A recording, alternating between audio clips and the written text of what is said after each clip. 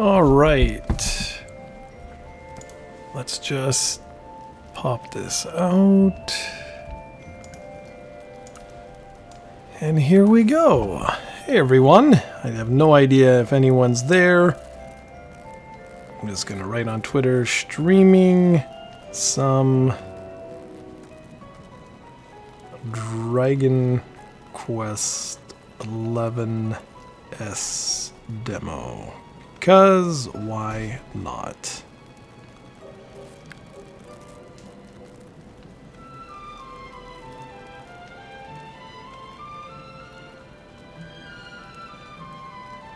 All right.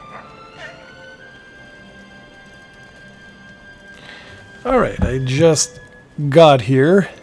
Someone is here, but she's no one important. Oh, don't say that. My little kitty is purring and so cute. You want to go have a nap? Go on. So, I really don't have much to do here. I basically just came on to say hello. There's really not much I can do that's left in the game, so what I was figuring I was going to do was I was just going to forge some stuff, and if anyone was on, I was just going to chit-chat. And that's pretty much all she wrote. So how are you doing, Cran? You finally feeling better, or you're still all screwed up? Hey, GC. GC.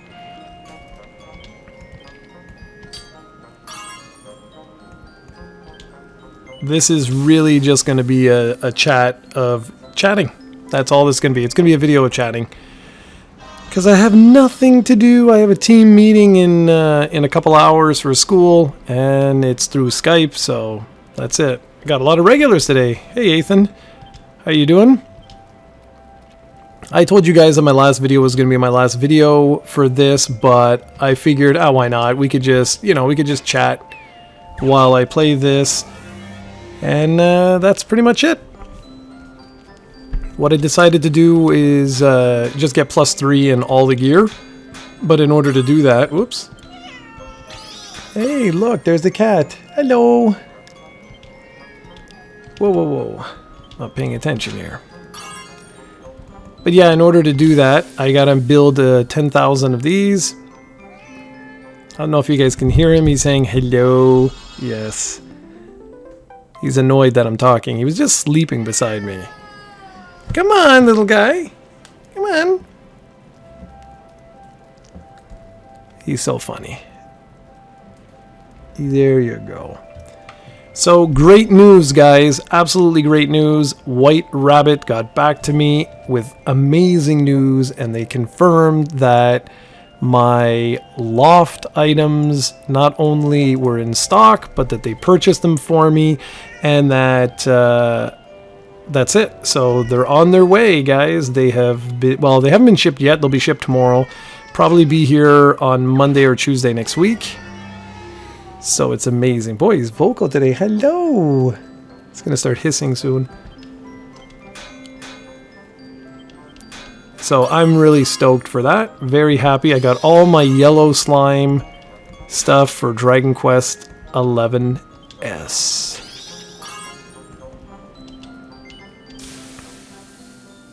Am I interested in Astral Chain? Yeah, it seemed like it's a pretty cool game. It's gotten some like wicked reviews. But alas, I have no time. I finished work really early today. My office is under construction. So, well, not my office per se, but the floor. So I was like, okay, I'm going to do my stuff and get out of here. And that's exactly what I did.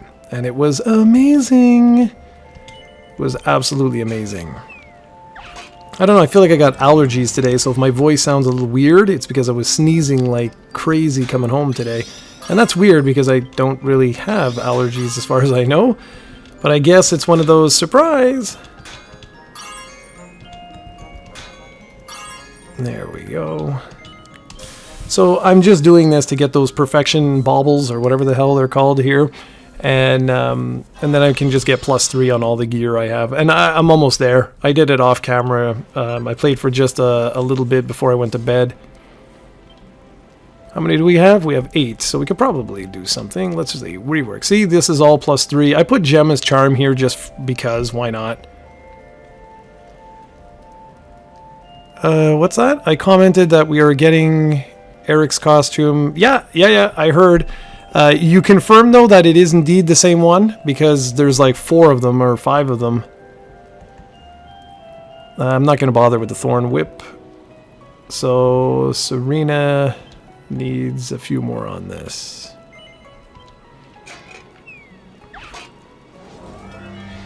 What I'd really like someone to do is take a look at the Japanese DLC. I find it very interesting.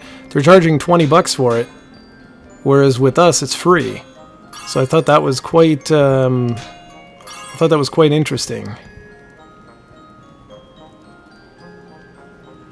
It ends right here, dude. Yeah, I knew that was going to happen. It ends just after you get Serena and Veronica in the party. You just, when you go down to that little, not oasis, but that little like desert area, the minute you do that, it's over. But you'll know it's over. Like, they tell you. They're like, this is the end of the demo. Would you like to save your game for the official release?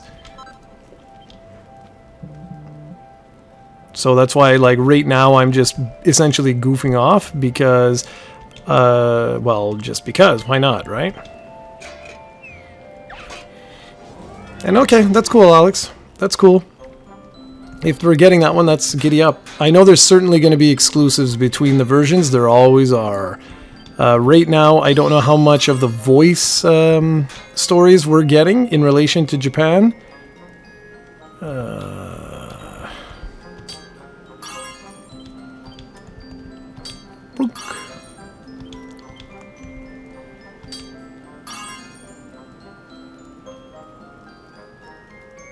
So probably, dude, if you don't remember, we're probably somewhere, I think we're somewhere in the 7-8 hour range, something like that. But I mean, now I'm being goofy. So if you just played it straight, I'd say it's probably around 6 hours, something like that. And I also have the battles on fast forward mode.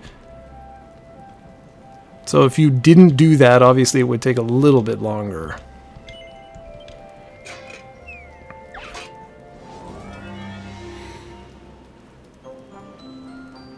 Sounds good.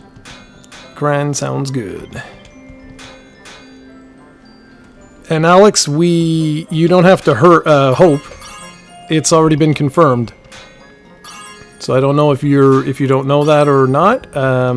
We already saw promotional art. The next Dragon Quest Monsters game features Eric and his sister as kids or young people. Like they look really young. They look like kids. And it is indeed for consoles. So that means you can guarantee it's coming to Switch for sure, because every Dragon Quest game is apparently coming to Switch now, which I'm cool with. I'm getting text messages. We're supposed to see it. I think it's. I was hoping for TGS, and Square Enix does indeed have a TGS. Oh god, that sucked. Does indeed have a TGS booth, which is great. They're got a whole thing on 11S. I think you've got a good shot right now. We're in the second Dragon Quest Renaissance right now, so I think you have a very good shot. All right, we have enough reworking. Reworking item. Let's rework. 2 items left, and we're good to go. And I think this is pretty much all the gear I can get here, I think. Today, though, just for you guys, I came equipped with the Bible.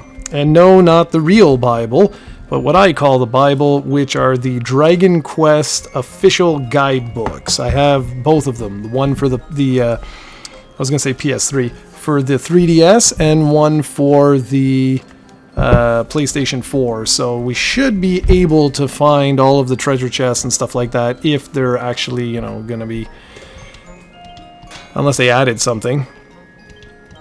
And I have a feeling, seriously, I do have a feeling that we're going to see Monsters released outside of Japan. And I say that primarily because I want it. And secondly... Nice. Come on. Ooh. I don't think that's going to be perfect. But no, we've received a lot of Dragon Quest related stuff, so I wouldn't be surprised if they try again with Monsters. I really wouldn't be surprised. Come on, be perfect. Come on. Yeah! No, LG? I don't think so.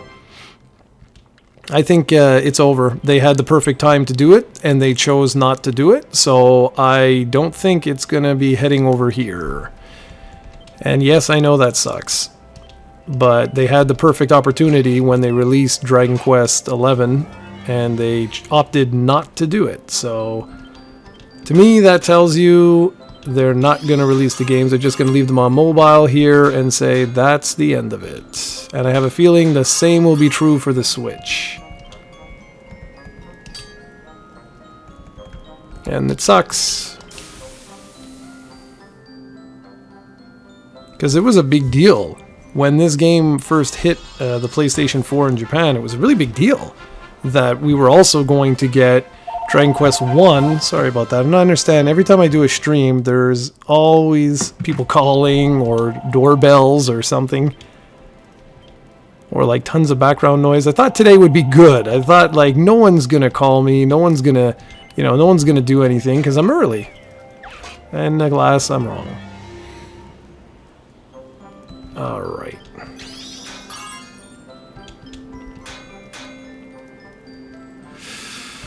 This is a gamble.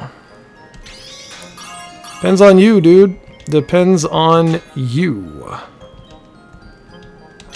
If party chat is super important to you, then play it on mobile because it has party chat. 4 was incomplete when they released it on the DS. That would be hilarious, Gran. But alas, no one even knows I make videos in real life except for Steven. It's a mystery to everyone. Okay, this is going to be awkward. These are always awkward, the rings.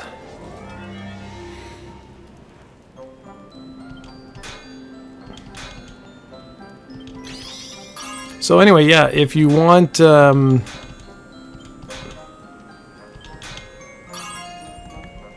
if you want, you could play... You could play it on mobile, you could play it on the DS. I play it on the DS just because I prefer it on the DS, and that's it.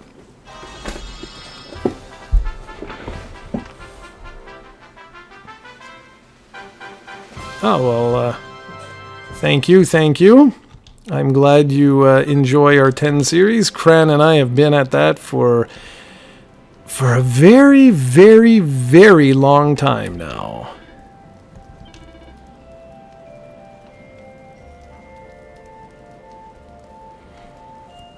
Honestly, not really. Never really even thought of that. Me, I want if I had like one dream, it has nothing to do with collaborations or anything like that. It's that the game actually sells. That's what I want. I want a Dragon Quest game to sell like 3 or 4 million copies in North America, and for us to forever get all the Dragon Quest games, because I am so fed up of just not having these games. It sucks. Okay, so all my gear is +3 now, which is great. And yeah, a lot of people like that unboxing video. A lot of you guys like that unboxing video.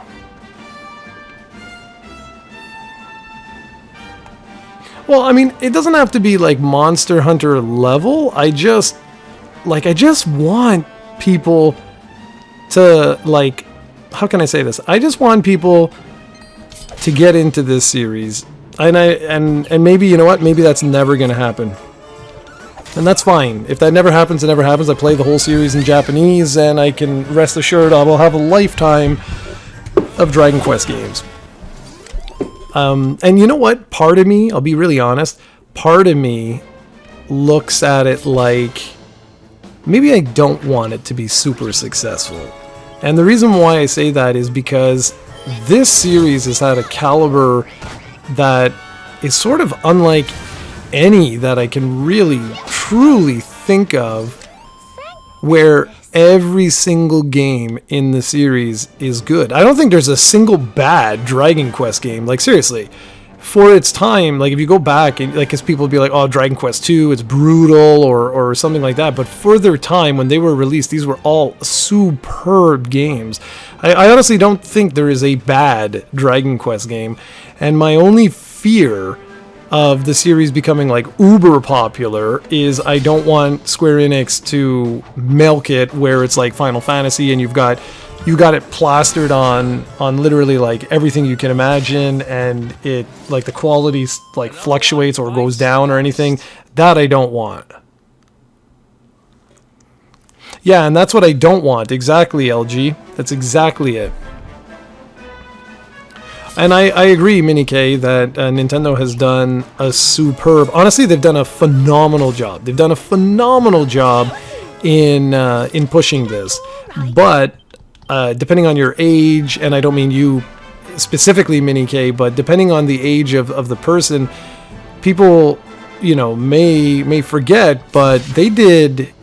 Like, I think the best job ever done was the demo for Final Fantasy 12 that was included in Dragon Quest VIII. I think that and the Smash thing, that the collaboration with Smash Brothers, I think those two are the biggest sort of pushes this series has ever had in the West.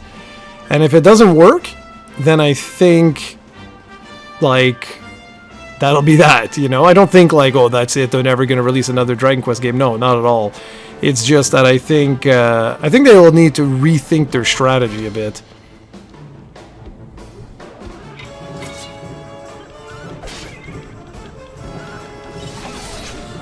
Yeah, so I don't know if I've spoken about this on a stream before. Probably.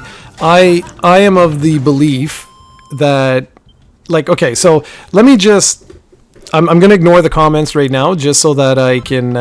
just so that we can talk and I can actually say this story, just for those that don't know. The long version of my story is I've been a Dragon Quest fan way back, okay? Like, way back.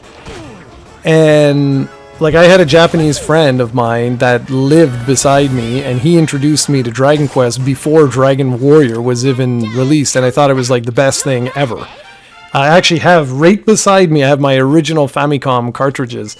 And so, all this to say, I've been playing the series forever, and I find websites, fan sites, stuff like that, have really pushed the... Well, just look at the comment here. Approximately 2.5 million, okay, is what it says for sales. If you look at Square Enix's financials, which is what you do if you want the truth, okay, it hasn't even cracked 1 million. So if the sales have not cracked 1 million, where does 2.5 million come from? And this is what I find so funny.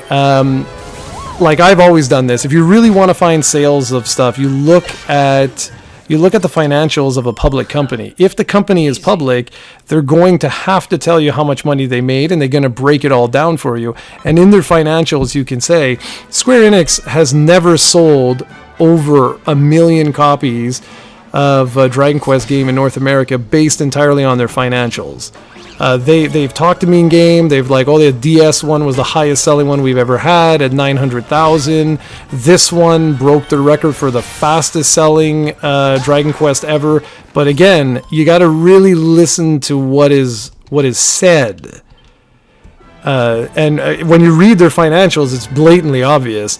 They break it down by category, and you see by region. And it's like, 3.4 million have been sold in Japan, and then it's like 1.2 million have been sold for PlayStation 4 and Steam. So, you know, if you look at the sales, you're looking at it's under a million that have been sold on any specific platform here, and it's been like that forever. 8 was the same, 9 was the same, but I'm getting totally carried away now. Let's go back, because like I want to actually tell you guys this story. I really do want to say this story. So I'm gonna minimize this window so that we stop talking about sales here. So I'm of the belief, and if you don't know this, I'm of the belief that the biggest problem with Dragon Quest as a series in North America and in Europe, okay? But I'm going to focus centrally on North America because that's where I live. The biggest problem is that Enix USA left in 1995. And this is a huge reason why nobody knows of this. So did they leave in 95 or 93? I think it was 93, and then they came back after. Anyways, whatever. I don't remember exactly the years, but essentially, think of this. You just released Dragon Warrior 4, and it's late. Super Nintendo's already out. It's like 93, I think, at this point, or 92, 93 when Dragon Warrior 4 hits. By this point, you're playing A Link to the Past, right? You're getting excited for Super Metroid. Like, this is sort of the time frame that we're talking about here. Role-playing games, and again, don't listen to websites and stuff like that. Most of these websites are so full of crap. The truth is, those games were selling tens of thousands of copies in North America. Like the first Final Fantasy, lucky, I'm serious, I'm being really generous here, probably sold something like 20,000 copies, 15,000 copies, and I don't give a damn what any website says. No one had Final Fantasy. It's just nobody. And Dragon Warrior was the same. Everyone loves to talk about Dragon Warrior, how it was offered in Nintendo Power, and, you know, it was like all this, it was this huge deal. But what people failed to kind of mention is that the reason why Nintendo gave those away is because they had manufactured so many of them because they thought it was going to be the same huge hit as it was in Japan, and it was such a colossal failure that they didn't know what to do. That they were like, okay, are we going to pull it, like, are we going to pull an ET, you know, like, are we going to bury all these things? So instead they were like, no, we'll release them in Nintendo Power. And that's the truth. So this series basically is just horrible for so long. It's crazy. Anyway, so if you're Enix USA, you're looking at this and you're like, okay, like, what are we doing, guys? And also to mention, the sales of Dragon Warrior were progressively getting worse as the series was going on. So 4 sold less than 3, which sold less than 2, which sold less than 1. That's not exactly how you want to make a series, right? Like, you want your sales to be better and better and better. And ironically enough, that is exactly what would happen with the DS remasters. The DS remasters would start strong with 4, and then it would go a little less with 5, and then it would tank with 6. And so we'll get to that. But by the time Dragon Warrior 5 was in active development, Enix USA essentially was like, okay, what the hell are we doing? Like, this is stupid. This is costing us so much money to do the translations and stuff like that, and nobody except for Jared is buying our games. So, like, what the hell are we doing? This is a total waste of money. And so they closed offices. Now, the problem, and why I say what I say, is they closed offices literally at the worst possible time. You see, the Super Nintendo was the system that really started to get people to talk about role-playing games. Sales went from like 10,000, 12,000, 15,000 up to about 85,000, 90,000, like somewhere around there. Now, to you guys today, you look at that and you're like, that's nothing. But you got to think, just 2 years earlier, you were having sales of like 12,000, and you went from 12,000 to like 80,000. That's a big deal. Now, unfortunately, Enix at the time was doing like ActRaiser and stuff like that, and those games were selling well, but they were much more action based, and they totally gave up on Dragon Quest. They eventually, like I said, left. They closed their office in the US, but it was at the worst time. It was literally at the worst time. Final Fantasy 3 comes out, which is obviously Final Fantasy 6. We get Chrono Trigger, you get Secret of Mana, you get Secret of Evermore, you get Final Fantasy Mystic Quest. Now, I understand some of you are probably like, what the hell, Mystic Quest, why are you counting that? It's because they were trying. Squaresoft, or Square, was actively trying to push the genre in North America. And they were like, you know what? Let's just lower our manufacturing allotment. Let's not make 20 million of these games. Let's have realistic expectations. And, you know, it's working. Like, it's catching on.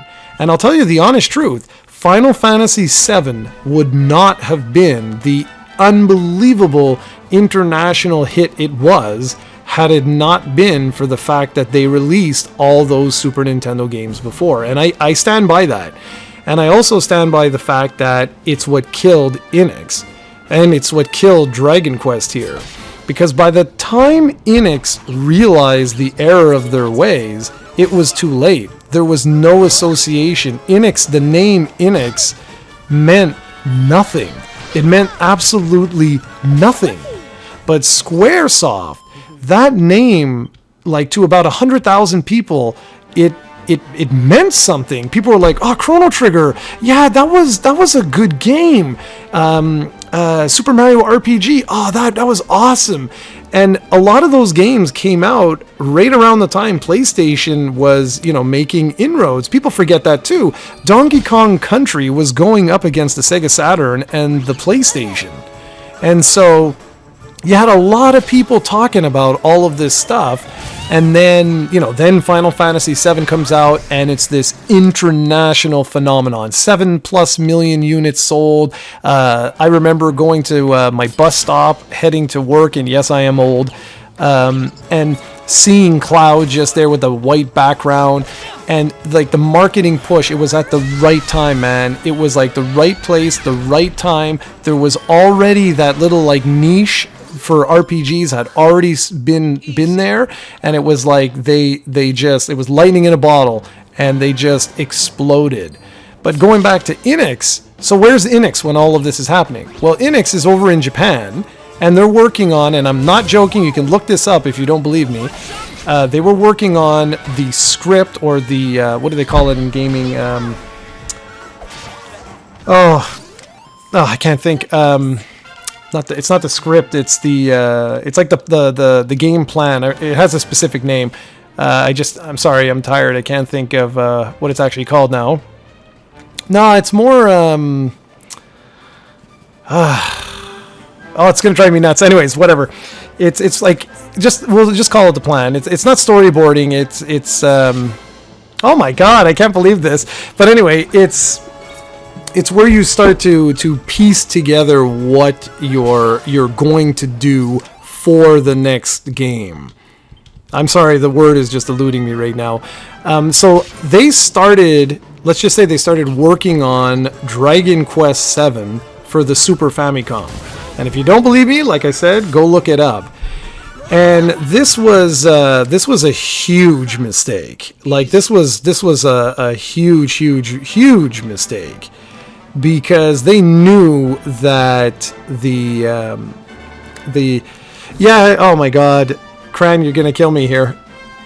You guys, you keep mentioning the I really can't think. No. Scenario, that's it. That's the word I'm looking for. So when you do a game, you like for a role-playing game, you start with a scenario where you try to sort of figure out where are we going with this. Okay, it's like what they're doing right now. Right now, Dragon Quest 12, they're in the scenario phase. So the scenario is where they're trying to develop, like, okay, well, what are we exactly going to do here? Where are we going to go? It's like the highest level. No programmers, no graphic artists, no visuals, no nothing. You're just working on like the highest level. And so the scenario was being worked on the Super Famicom. It transferred from the Super Famicom to the Nintendo 64 DD. I don't know how many of you know that either. And it was even announced for the Nintendo 64 disk drive, which was that add-on that would eventually get released eons later. It's the add-on that The Legend of Zelda Ocarina of Time was back when it was called Zelda 64. It was actually announced for the 64 DD, but I'm not going to get into the whole history of that. And it was only in, 98? I want to say? I think it was in 98 when they announced that it had been switched over to the Sony PlayStation and the stocks, man. I remember that. The stocks of Sony and the stocks of Enix in Japan went through the roof. But let's go back to North America for just a second here, okay? So you're talking 98 now, right? 98, let's get into 99. We know that Dragon Quest 7 is now coming to the Sony PlayStation. But again, North America, who the hell is Enix? By this point, we had practically gone an entire generation without hearing the name Enix. Yes, like I said, Enix was around for ActRaiser. They were around right at the beginning of the Super Nintendo, but then they were gone like it felt like they were around for like the first year and then they took off. So no one knew who these guys were. And I understand that Dragon Warrior 1, 2, 3, 4 were released, but again, if you have a copy of Dragon Warrior 4, consider yourself unbelievably lucky, because it sold about as well as a limited, what are they called? Limited run games. It sold like maybe even less than one of those games. So if you can find a copy of that, kudos to you, because it sold so badly, it's unreal. So there was no association. Nobody had the association with Enix. And then, Final Fantasy VII's out. RPGs start selling like crazy. You get Suikoden. You get you get Breath of Fire. You get there's a gajillion. You get a gajillion RPGs. Meanwhile, what's happening in North America? Well, Squaresoft is literally wrecking face. They are literally dominating the North American and European markets, because now RPGs in North America are all the rage. Everybody's like, yeah. I mean, Squaresoft was releasing everything from a follow-up to Chrono Trigger. You had your Final Fantasies. I mean, I don't know if you guys, how old you were, but like when Final Fantasy VIII, when they released the trailer and you hear the opening sequence there, people were losing, pardon my expression, but they were losing their shit when that was released. People were like, it just doesn't get any better than this. And Enix finally comes back. They finally open up another office in the United States, and they start pushing out. Now, I'm going to be wrong with some of this stuff. I don't have a photographic memory here, but they start releasing the Dragon Warrior games, the re-releases of the games on the Game Boy Color, which I don't remember exactly. It's in the 90s. I just don't remember exactly when. So we get those games, and guess what? They don't do well at all. Like, at all. It doesn't matter what magazines say and stuff like that. Again, there's no association. And people at this particular time, post-1996, everyone that had a Game Boy was literally obsessed with one franchise. One franchise single-handedly saved, and I'm going to put that in quotations there, air quotes, saved the Game Boy.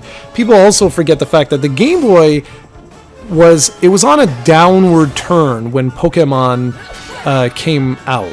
Pokemon is what really infused the Game Boy with this like second life. And if it weren't for Pokemon, honestly, I think we would have received a different iteration of the Game Boy sooner than we did. Mind you, we received the Game Boy Color relatively soon afterwards, but anyways, it was a couple years after. But my point being that it's like you had Game Boy, you had Pokemon. That was your RPG. You're not going to go and play Dragon Warrior. Nobody knew what the hell Dragon Warrior even was. And so Dragon Warrior, the remake of Dragon Warrior 1 and 2 didn't sell well. And the remake of Dragon Warrior 3 sold even worse. Again, see a trend here? They release one game, it does okay. They release the follow-up to it, it does worse than the first game. That's not a good thing. Like, that's really, really not what you want with your series. They would release Dragon Warrior Monsters, and then they would release Dragon Warrior Monsters 2, just like Pokemon, where it had two different versions, but it couldn't hold a candle to Pokemon. Like, it just couldn't. Nothing could. Nothing was selling anywhere near what Pokemon numbers, and even to this day, nothing sells anywhere near what Pokemon does. That's another thing people, and myself included, I'm just as guilty of that. I thought this was just like a fad or whatever. Steven was the guy that opened my eyes just a couple of years ago to like what Pokemon really is. So anyways, all this to say that Enix comes back, they're really not doing well. Like, seriously, they are not doing well. Heartbeat releases Dragon Quest VII in Japan in 2000, I believe it was. So 2000 is PlayStation 2 era, guys. You got to remember that. So that's right when the PlayStation 2 hit, because 1999 was Dreamcast, and 1 year later was the PlayStation 2. And I don't know if you've ever played Dragon Quest VII, but it is a very, very early, shall we say, looking game. It isn't something that, wows you with its graphical fidelity, shall we say. So when this came out in Japan, the build up to this, you cannot understand unless any of you on this stream are Japanese. You do not understand what the build up was like for Dragon Quest VII. It has never ever been matched since. The level of hype. The closest thing I can explain to non-Japanese people is that it was sort of like it was sort of like Final Fantasy VII in the rest of the world. It was very much like that. Like, everyone was looking forward to Dragon Quest VII in Japan. To this day, it remains the highest selling Dragon Quest of all time on the not Dragon Quest. It remains the highest selling video game of all time on the PlayStation 1 in Japan, not worldwide. Worldwide, that's probably like something like that. Okay, so the hype for 3 has been greatly exaggerated. Okay, well, now I'm getting questions here, but I still want to finish my story. So it was quite a number of years, Stephen. Dragon Quest VI, I believe, was I want to say 94. Can someone go check that? I don't know if any of you are watching this on your computer. You want to check that? Is 94 or 96? I want to say somewhere. Watch it be 95. That'd be hilarious. Anyways, one of you guys, if you could check that out, let me know. The reason for the hype was because it's Dragon Quest, right? People wanted another Dragon Quest. Famitsu, I don't know if you guys ever had, if you're old enough to have had Nintendo Power, but if you are, you know that they used to have like rankings in the back of like, what is the best NES game? What is the best Super Nintendo game? A Link to the Past was voted the best Super Nintendo game for what I feel like was 35 years. Like, it was always number one. And Famitsu had something like that, but it was for most wanted game. And for literally like 5 years or whatever it was the number one requested game. People wanted Dragon Quest VII so bad, they were like, this is ridiculous. Like, an entire generation has gone by and we don't have a Dragon Quest game. Like, what the F, Like, they were really losing their minds. Now, in terms of Dragon Quest III, we'll just do one little tangent here. In terms of Dragon Quest III's popularity, people like, I don't want to say I said they exaggerate. Well, okay, they don't exaggerate. It was a huge, like, hit. It's just, it was a hit for its time, if that makes any sense. Like, if I showed you guys pictures of Dragon Quest IX's release, it eclipses that of Dragon Quest III. Okay, so perfect. Is that funny or what? Is that hilarious or what? It's in between my guesses. That's hilarious. Okay, so 95. So there you go. So there were 5 years. Thank you. I don't know how you say your name. How the hell do you say your name? Right? How you pronounce your name? Is it Mayu? I don't know how you. Anyways, thanks. So let's go back to the story here. So 2000 Enix USA not reopens its office, but they basically say that they're hard at work at the Dragon Quest, the Dragon Warrior 7 translation. Like, they're working around the clock on it. Heartbeat's involved. Now, Heartbeat made Dragon Quest 7. I just told you that it was like the highest selling PlayStation game in Japanese history, and I'm pretty sure it still holds the record of that for the PS1 in Japan. And that company, Heartbeat, would go bankrupt. And that leads you to go like, what the hell? Like, how did it go bankrupt? How do you release Dragon Quest 7? You have this massive sales. Like, it remains the largest single. Okay, wait, I don't want to lie to you guys. I believe it's the largest single allotment, like one shipment in Japanese history of any video game on any platform. It's something like that. If it's not any platform, then it might just be PlayStation 1. But anyways, whatever. It basically sold out of like 3 or 3.5 million units like overnight. It's essentially what it did. Something like that. Something crazy like that. And yeah, Dragon Quest 7 holds a lot of records. So anyway, Enix USA, they're not doing so hot, right? So they come back, they released the Monsters games, and they did okay. But it wasn't like some super smash hit. The 2 Dragon Warrior remakes, again, sold okay. But there's no association with the name Enix. Nobody knows who the hell these guys are, except for uber nerds like me that were like, oh my god, this is so cool, right? Like, they're releasing these games, this is amazing, and blah, blah, blah. So they finally release Dragon Warrior 7 in North America. I don't remember the exact date, but I know it came out in 2001. 2001. It's too late. Like, it's just too late.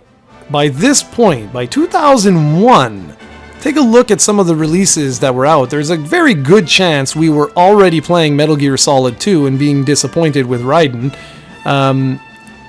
Then who the hell is going to go back and play a PlayStation 1 game? And yes, it was backwards compatible, but that's not the point. The point is, it looked really rough around the edges when it was released in 2000. Waiting an entire year later for this wasn't going to fly, and I knew it, man. I knew it. Like, I have my copy just above me. I have all my PlayStation games just above, like, I'm on a computer desk that has a little shelf on the top, and I have Dragon Warrior 7. I'm looking at it right now. And I knew when I picked it up. I picked it up at a local microplay here. That's another story for another day. And that just, like, there was no one but me. And I asked Alain, I was like, this is going to bomb, you know? I'm like, this is so sad that, like, my favorite RPG series is just going to totally tank. And tank it did so poorly that Heartbeat would go on a hiatus, and they said it had nothing to do with the translation. They just said that they were exhausted from Dragon Quest 7, but then it was announced, like, I think it was like 6 months later or something like that Heartbeat had been completely closed. And I'm telling you, it's because it just totally bombed. After that, Enix USA would close its office again. And that would be the last time we would ever have Enix in North America, because after that, there would be the merger between Enix and Square Enix, and then we would get Dragon Quest VIII.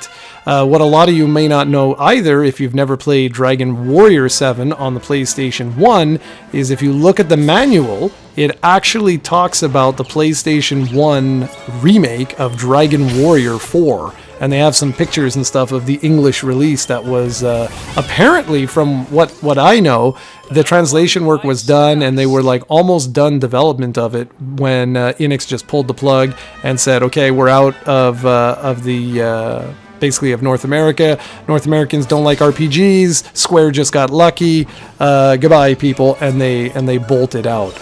And so now let's fast forward.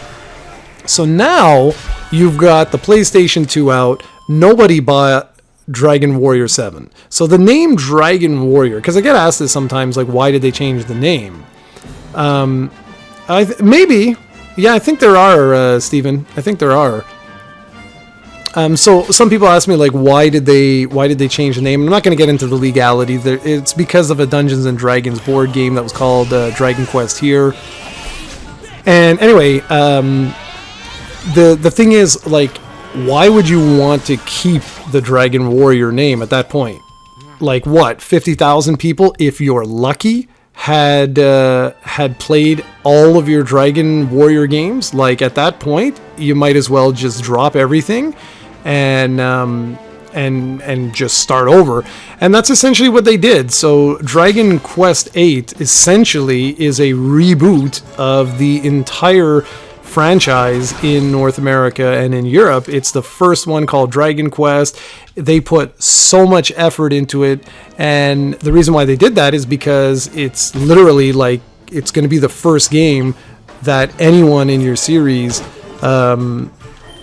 has like played. You know what I mean? Like the chances are exceedingly high. And I ran a Twitter poll. Well, it's not really a poll. I just asked the question, what's your favorite Dragon Quest? And so many people are writing, you know, like the DS remakes, or they're saying 8. I have yet to see very many. There's a couple, but I've yet to see very many single out the PlayStation version of Dragon Warrior 7 or Dragon Warrior 4, but like the NES one or anything like that. And that, to me, it really does go to show you that I'm fairly confident that if I ask 10,000 people, you know, what's your favorite Dragon Quest, or like, where did you start? What was your first Dragon Quest? I guess I could ask would be a better question. I'm almost positive that the vast majority of people will say Dragon Quest VIII will be their first one. And it goes to exactly what I'm saying. So to just wrap up this tale that's been going on for like an hour, and I apologize for that. We'll get back to the chat. But to wrap it up, it's why I say what I say about the sales of these games. They still don't do well in North America, because if you think about it, if 8 was your first entry, right? Well, then what happened? Well, you got a bunch of PlayStation 2 fans, right? Now, it's not like Japan, okay? This is crucial. It's crucial to say this. So it's not like Japan. So my first game, not Jared, but I'm saying, like, you know, to the person, if your first game is Dragon Quest VIII, you're playing it on a PS2. You got your Gran Turismo, you got your Final Fantasy X, you got, you know, all this sort of stuff. And I get you, dude. I get you. I instead of saying best, I should have said first. I'm sorry, I screwed up. I meant to say first. What was your first Dragon Quest game? Not your favorite, because yes, of course, obviously. Like mine is 10. That doesn't mean I started with 10. But anyways, so if you started with 8 and you're a PlayStation fan, I mean, you sort of have to be a PlayStation fan, right? Because why would you own this system? So you start with that, and then they announce that the follow-up to Dragon Quest VIII is going to be on which system? Okay? It's going to be on the DS. Now think of this, okay? Think of this from a franchise building standpoint. In Japan, you know you got these people because you released all these games. They're dedicated fans. You could release this on a phone and it would still sell millions of copies because you got people hooked on the franchise. And that's the key thing. Whereas in North America, you don't. You've got people hooked on a game, one singular game. And then what did you go and do to complicate things? And again, I hope this doesn't come across like I'm accusing them of like doing something stupid. Not at all. They're catering to their audience in Japan, and I would do the same thing. That's where the game sells the most. But I'm just trying to show you the complexity of this.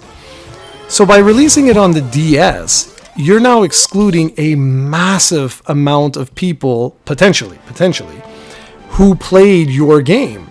Because how many PlayStation 2 fans own a DS? Maybe the answer is thousands, okay? Maybe they had some sort of internal research and stuff like that. But it's exactly like you're saying. There is a disparity between the two societies, between North America, Europe, and Japan, pertaining to the use of portable consoles. So right away, you just know that you're not going to be catering to the exact same market here. So let's say that. So let's say I'm a PlayStation 2 fan. I love Dragon Quest 8, thought it was amazing, but I don't really play portables. Like, that's not who I am. I prefer sitting on my sofa and playing Madden and, like whatever. So, okay, now I'm ignoring 9, right? So 9's out, but I'm not interested. And let's be very clear here. 9 actually outsold 8, but it's debatable whether or not 9 sold to the same people as 8. Like, were they building a fan base? That's what I'm trying to get at. Were they building a fan base, or were they just simply people were buying individual games that they liked? And it looks like, based on the sales of the remakes of 4, 5, and 6, it looks like it's the latter. That they were simply selling individual games to people who wanted, like, say, one RPG, and that was that. Because all the people that bought 9 did not buy the remakes of 4, 5, and 6. And we saw that. Because none of those remakes came they were like 80% and more lower in terms of sales than 9 was. So again, let's go back. So I played 8, you're a fan of 8, you're like, yeah, I'm having fun, everything's cool, and then the series basically disappears. Because to you, you're not paying any attention to DS releases or anything like that. Then 10 gets announced, and where does it get announced?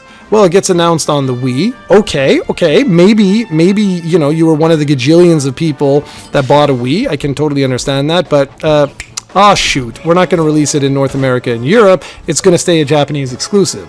So that means the next time that you're really going to hear about this series is Dragon Quest Heroes, and that's essentially where we're at, and it's why I say what I say.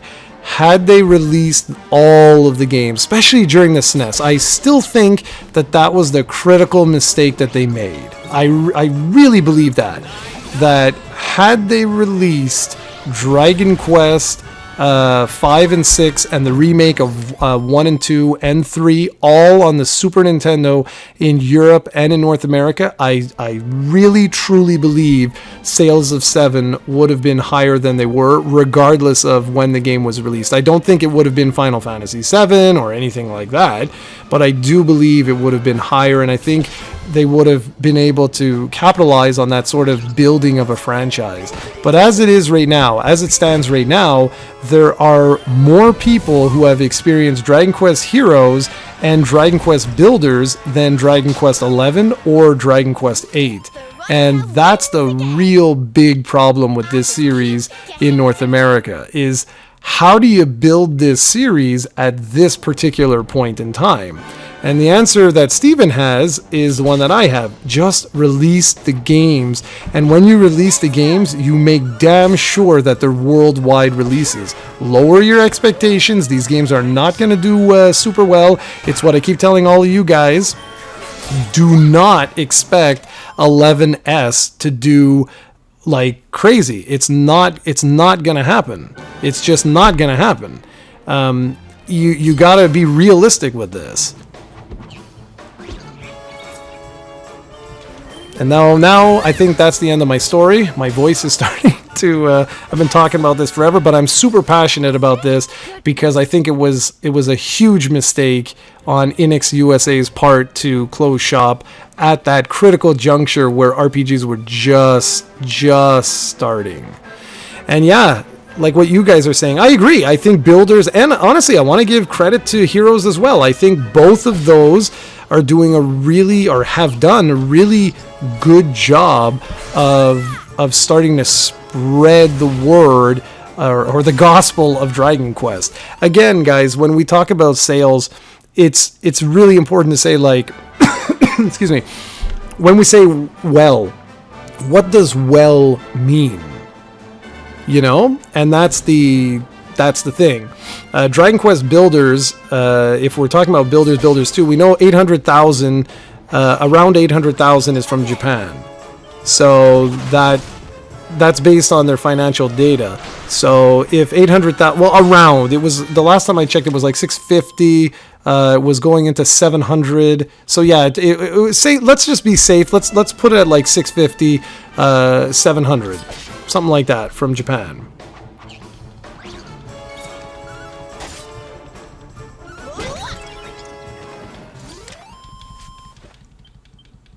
I really try to temper everyone's expectations with the series, because, like, if we could get one that sells 1 million units, and, like, concretely, right, like that, it's in their financials, we get a press release that says not shipped or any of that crap, where it's like Dragon Quest 11S has sold 1.2 million in North America. But I know it's going to happen. I know it's going to happen. We're going to get that email. Okay, I'm going to get that email in my inbox. I'm going to get a press release that's going to say Dragon Quest 11S has sold, 1.2, 2 million, 3 million, whatever, but it's going to say worldwide. And that will be totally useless to me, because that will tell me absolutely nothing. We'll get our data from what the hell is it called? The Create one. What is it? Media Create. We'll get the Japanese sales from Media Create, and then that we'll know. We'll know exactly how well the game does. But I know that now that we have a worldwide release date with this one, like, I would be shocked if they separate the sales, but we'll easily be able to do that.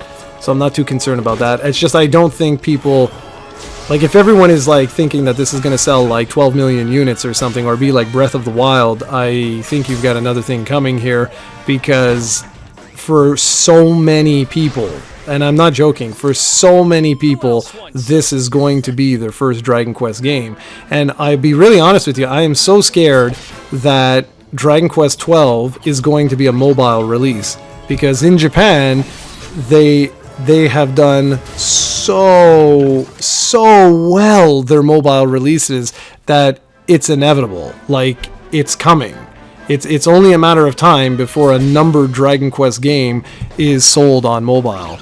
And once that happens, it's pretty much over in the West. Why are you hiding your online status? I'm not hiding my online status. Easy. You should see me online.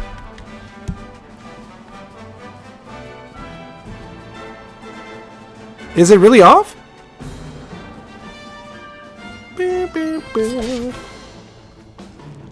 Okay, that's weird. This is entirely Steven's fault. But anyways, I hope this wasn't depressing to anybody, because I'm not trying to be depressing at all. I like people to sort of understand some of this and why I strongly believe that if this series has any hope in hell of really, really catching on, like, that Dragon Quest Monsters game needs to be released. Yeah, okay. One sec. It needs to be released, or where do you do this? Is it in profile? No. Okay, well, whatever. I don't even know how you do it. Steven, write me the thing. I'll do it after. As someone who has to confirm what you said.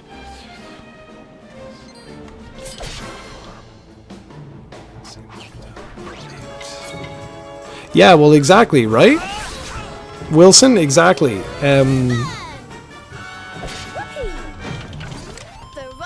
wins again. No, it's exactly, that's exactly it, Wilson.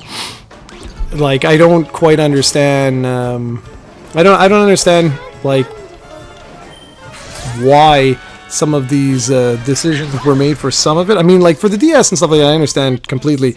But what I don't understand is like when they put effort in one of their games, okay, and it does like poorly, and then they're like, oh well, you know, North Americans don't like Dragon Quest. Yet if someone were to explain the story I just told you guys for the last like 45 minutes to an hour, it's a logical story. You don't need to be like, I'm not a rocket scientist or anything like that, and like half of the information I told you guys about sales and stuff might be slightly off. I don't pretend to be some guru here, but I'm just telling you the realities of what happened. I lived through all of this, and I don't quite understand. Like, is there no one at Square Enix telling them like what happened in North America? I just don't get it. Because like, imagine if, seriously, let's do this. Like, imagine if Dragon Quest 12 for real was released on mobile and they charged you $60, you know?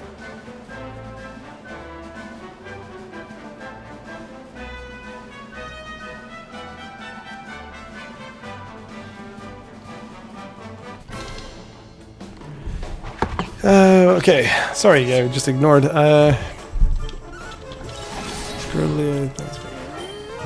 Yeah, the only thing with the Nintendo story, and this is the thing that I'm wondering. I've not been able to find too much information about this anywhere from anyone's financials or anything. I haven't been able to find any information about what exactly is the deal that Nintendo has, because Square Enix published Dragon Quest XI on the PlayStation 4, and they've been publishing builders and, you know, like Heroes and stuff like that. But take a look at who publishes the games when they're released on Nintendo hardware, and a lot of them are Nintendo themselves. So there's something there. There's really something there. Like, why in the hell would Square Enix allow them?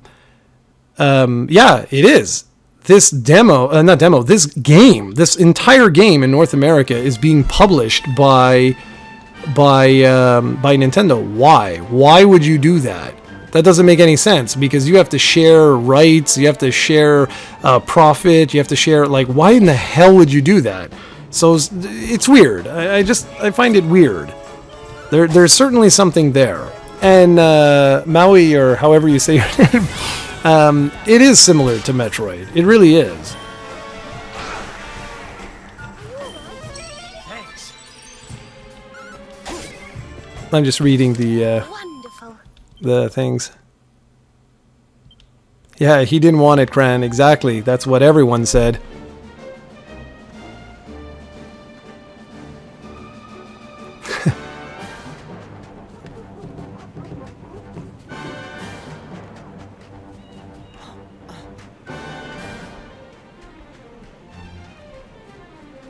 Woo!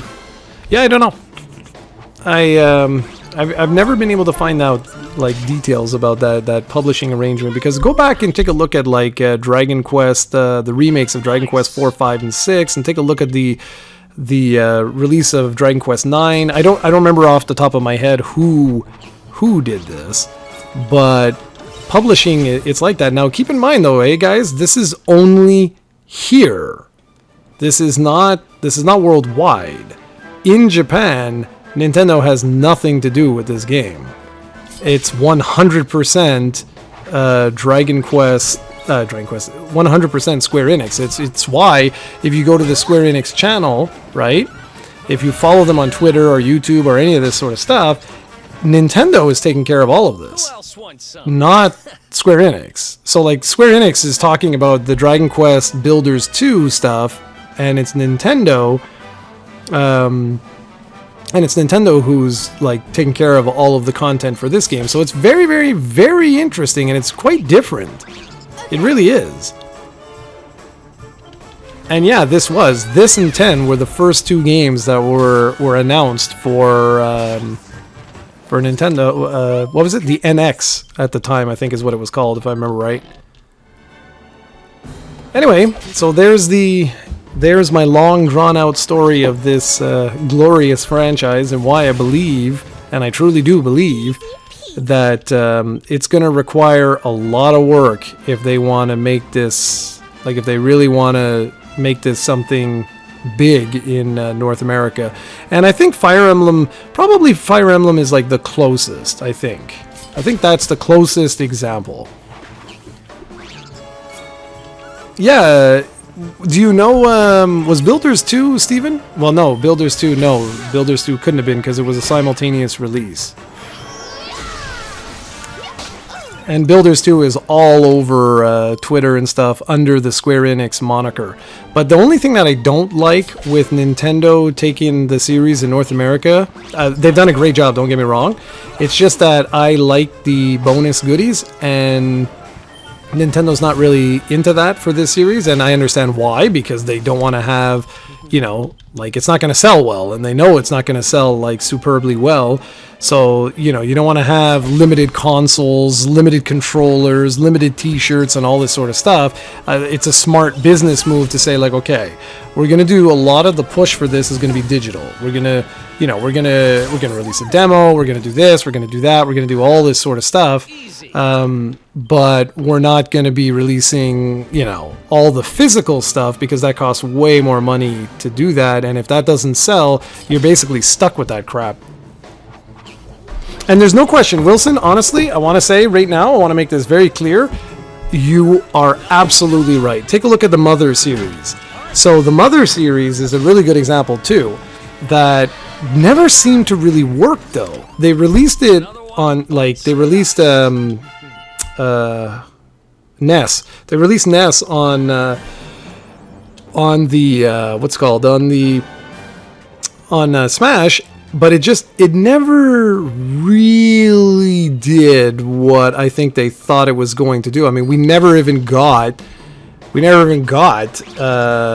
Mother Zero for like the longest time, and we still haven't gotten Mother 3, which is kind of crazy.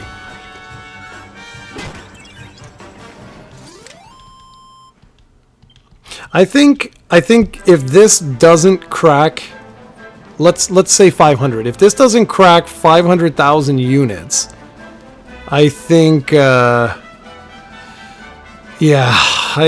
don't want to think about anything. Because eventually someone's got to make the call, right? Like, someone has to make the call either at Nintendo or at Square Enix to be like, okay guys, like, you know, we're investing a lot of money. Like, when do we say enough is enough? And that's why, like, I know I talk a mean game about Enix USA closing and all that, but I do understand it from a business standpoint. I mean, if you're not making money, you can't just be in debt forever. And it's the same thing. Like, eventually someone has to make that call and say, listen, these games are not selling, we're losing money, to hell with this, you know? And I'm just saying, if Square Enix and Nintendo, if they can get like a good, I would love it to sell over. I'd love this to be the first like definitive million seller, no questions asked, no arguing, no whatever in North America. If they could do that, I think that would be fantastic. Now, guys, I'm just looking at the chat here. I think the truth is that if any of you think Dragon Quest XI S will outsell Pokemon, it's not. Okay? I'll just tell you that right now. It's not. That's not going to happen. There will be no dimension in the gajillions of dimensions out there where that happens. It's just not going to happen. Again, it has nothing to do with what you think of the demo or what you think of any of these things. It's all to do with franchise. Everyone in North America knows what Pokemon is. I can talk to 30 gamers who've never even heard of Dragon Quest before. You know, like, that's not even, like, that's impossible. That is never going to happen. Like I said, for me, I'm really like, I got my butt clenched rather, like fingers crossed, toes crossed, everything, that this sells 1 million. I really want this to be the first 1 million seller, like a definitive 1 million seller, and then they can finally say like, we did it, you know? And I think that would be amazing.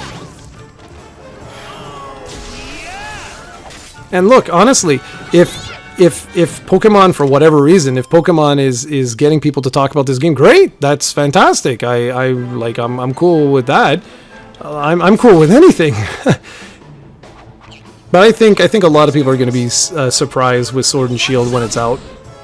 I think a lot of you, like, well, I don't know about you guys, but I think people are going to be surprised. I think I think Sword and Shield's actually going to be a really, really good game. No, Cran, I'm saying specifically the Switch version. That's the key.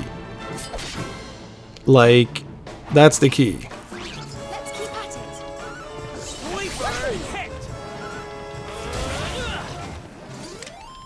Because by now it might be at like 1 million cumulatively with everything.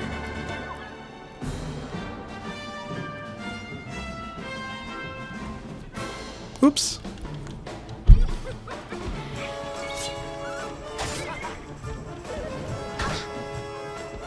Yeah, Kaon, the problem with that is it's not definitive. That's the problem. They like in the financials stopped at 900,000.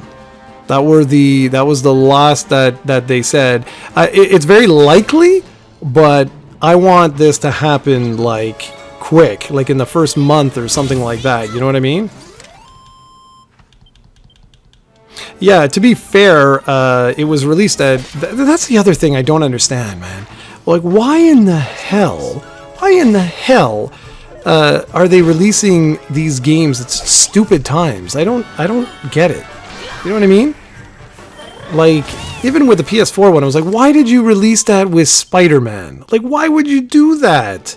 And then Spider-Man goes on to sell, like, what was it? Like 12 million or something crazy? 8 million or whatever? Like a gajillion copies? I was like, what? Like, and then it just got buried. It just got pummeled, man. But like we've said, there's a lot of stuff going for this right now. There really is. Like, we got this demo. We've got Smash, and we got, like, this is it. Like, this is truly it. Yeah, that's my fear. What is it? Gamer Prince 99 there? That is my big fear, is that they're releasing this right next to Link's Awakening, and I'm nervous, man. I'm nervous that this is just going to get completely overshadowed, and that's it. Like, goodbye, Charlie. Now, the one good thing is Link's Awakening is a remake. But then technically so is this. Well, it's not really a remake, but... So we'll see. I mean, it's up in the air right now, and I really love what everyone's doing. I mean, I have been trying, like, what? I opened this channel, God. If you look at, like, the dates of our first videos published, it was a long time ago. Like, I opened this channel a long time ago. I never took it serious or anything like that. And if you go back and you take a look at one of my first videos, I started a little series called Remembering. So I would do like Remembering Shining the Holy Ark, and I did one Remembering Dragon Warrior 7. That's like one of my first videos I ever did. And it was like, it's something that I've been trying to do for years, is like push this series. I've done literally everything I can think of to highlight this series, and I hope one day it pays off and people realize that there really is something special about it. Oh my goodness, you guys are chatting a lot. What do we got here? Summer would have been perfect. Yeah, I agree, Gamer Prince. I think it would have been much better to release this when there wasn't much stuff like coming around.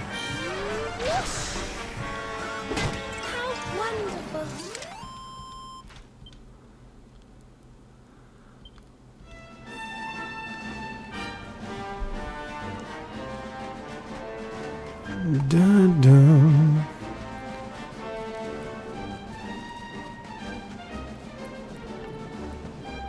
Yeah, I think, Jeff, I think that actually has a lot to do with it as well. And I think that's true. I do think that's true.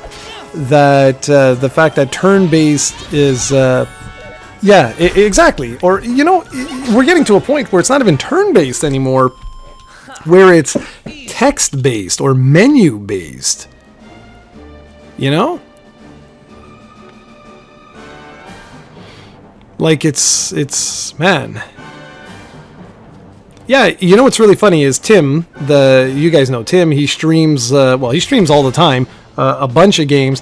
He texted me yesterday, and he's like, you know, this game's really good for the story and for the graphics and the atmosphere, but oh boy, the gameplay, like, oh boy, it's so dated. And I just laughed. I'm like, what? Well, what's dated? Like, what do you mean? And he's like, well, you know, like, you know, turn-based. He actually said exactly that. Like, literally. He's like, oh, turn-based games are really outdated. I'm like, it's a style of game. You know? Like, I don't get it. I'm like, so platformers are totally dated, right? Like, nobody buys Mario. Mario's the worst. Why would... And like, Mario Kart, no. God, no. Like, why? The gameplay is so dated. Like, why would anyone, like, buy a Mario Kart? No. Driving simulators and stuff, no. Those are... They're just so dated. They haven't changed some of these in decades. And so I get a kick out of that. I'm like, it's a style of game. You know? And I'm just as worried as you Pokemon fans. I'm just as worried... with this series. I don't want this. I don't want this to be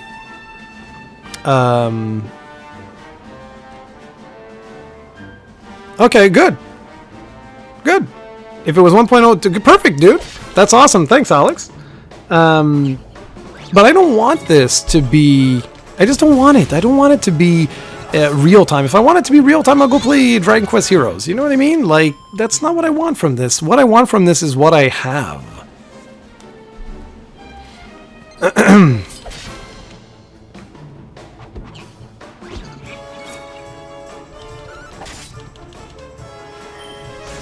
But like I say, my goal, like what I really hope, my wish I should say, with Dragon Quest XI's is really that. I really hope that it can sell 1 million units definitively, not like we shouldn't have to look at earnings reports and stuff like this. Like, I want a press release that says, you know, proudly that, I was going to say Pokemon 11S, Dragon Quest 11S has sold, you know, 1.5 million, whatever it is.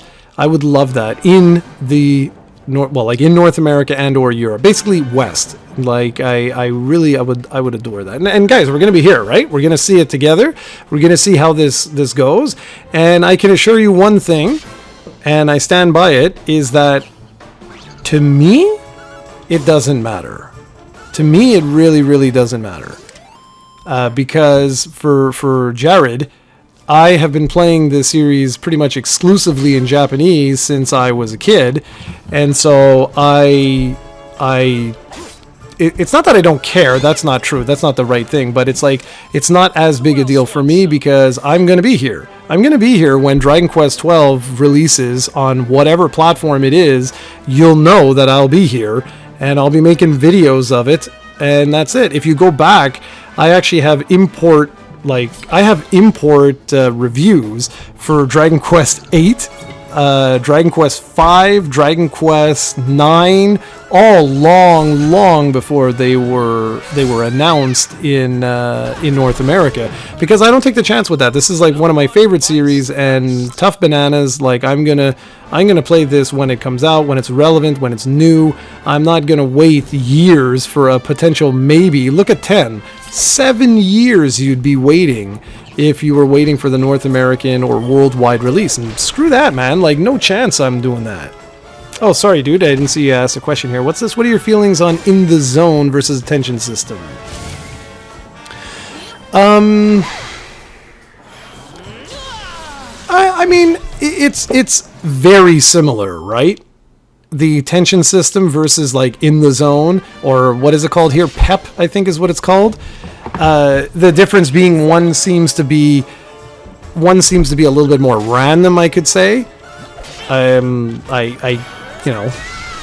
But there's ways. What I like about the in the zone system, and that's what I'm just going to call it, is that you can add some strategy to this. But then again, it was the same thing, right? Like you can get a tendril of tension in 8. You can make them.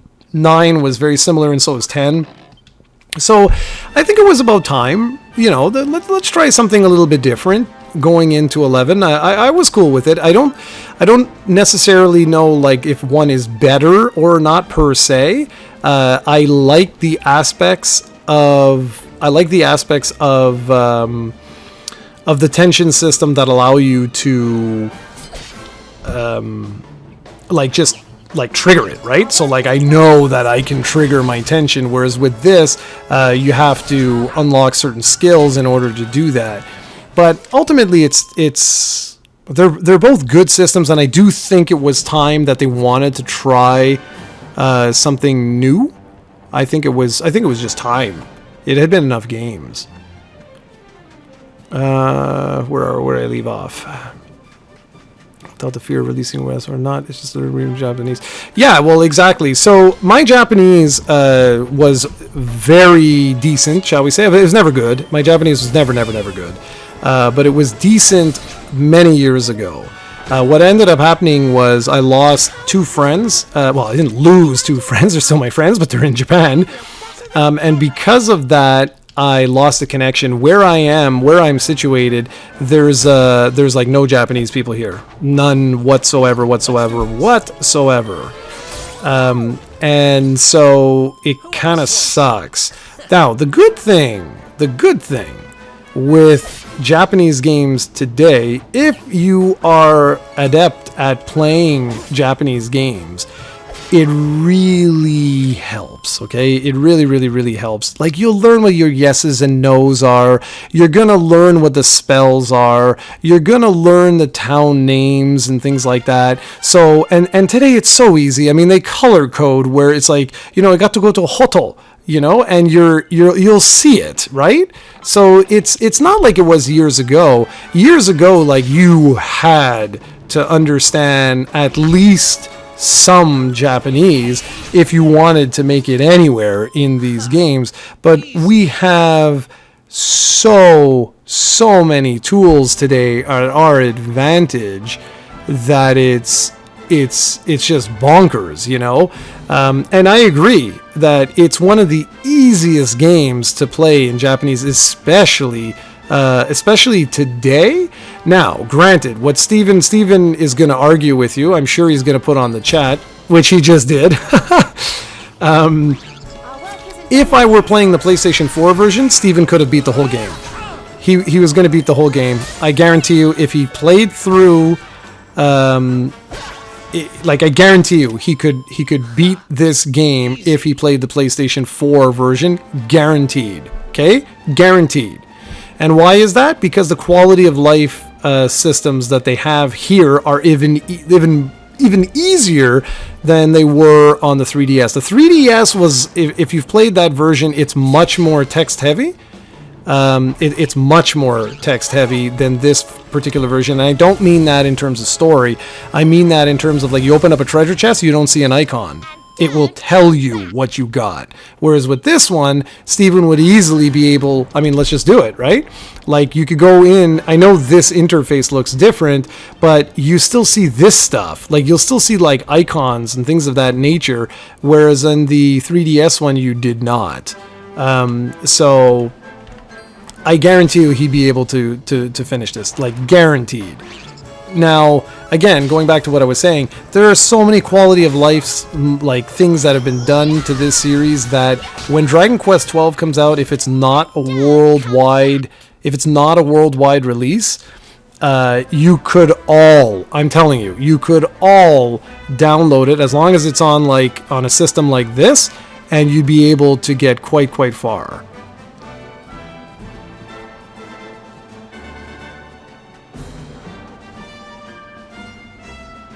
but it was significantly harder to do, back in the day. But Dragon Quest has always been easy, and once you start playing the game in Japanese, you really start to get comfortable.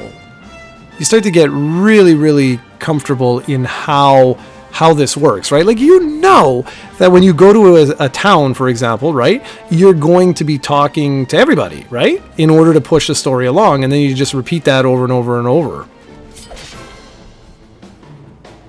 What do we got here? What is Mini K saying?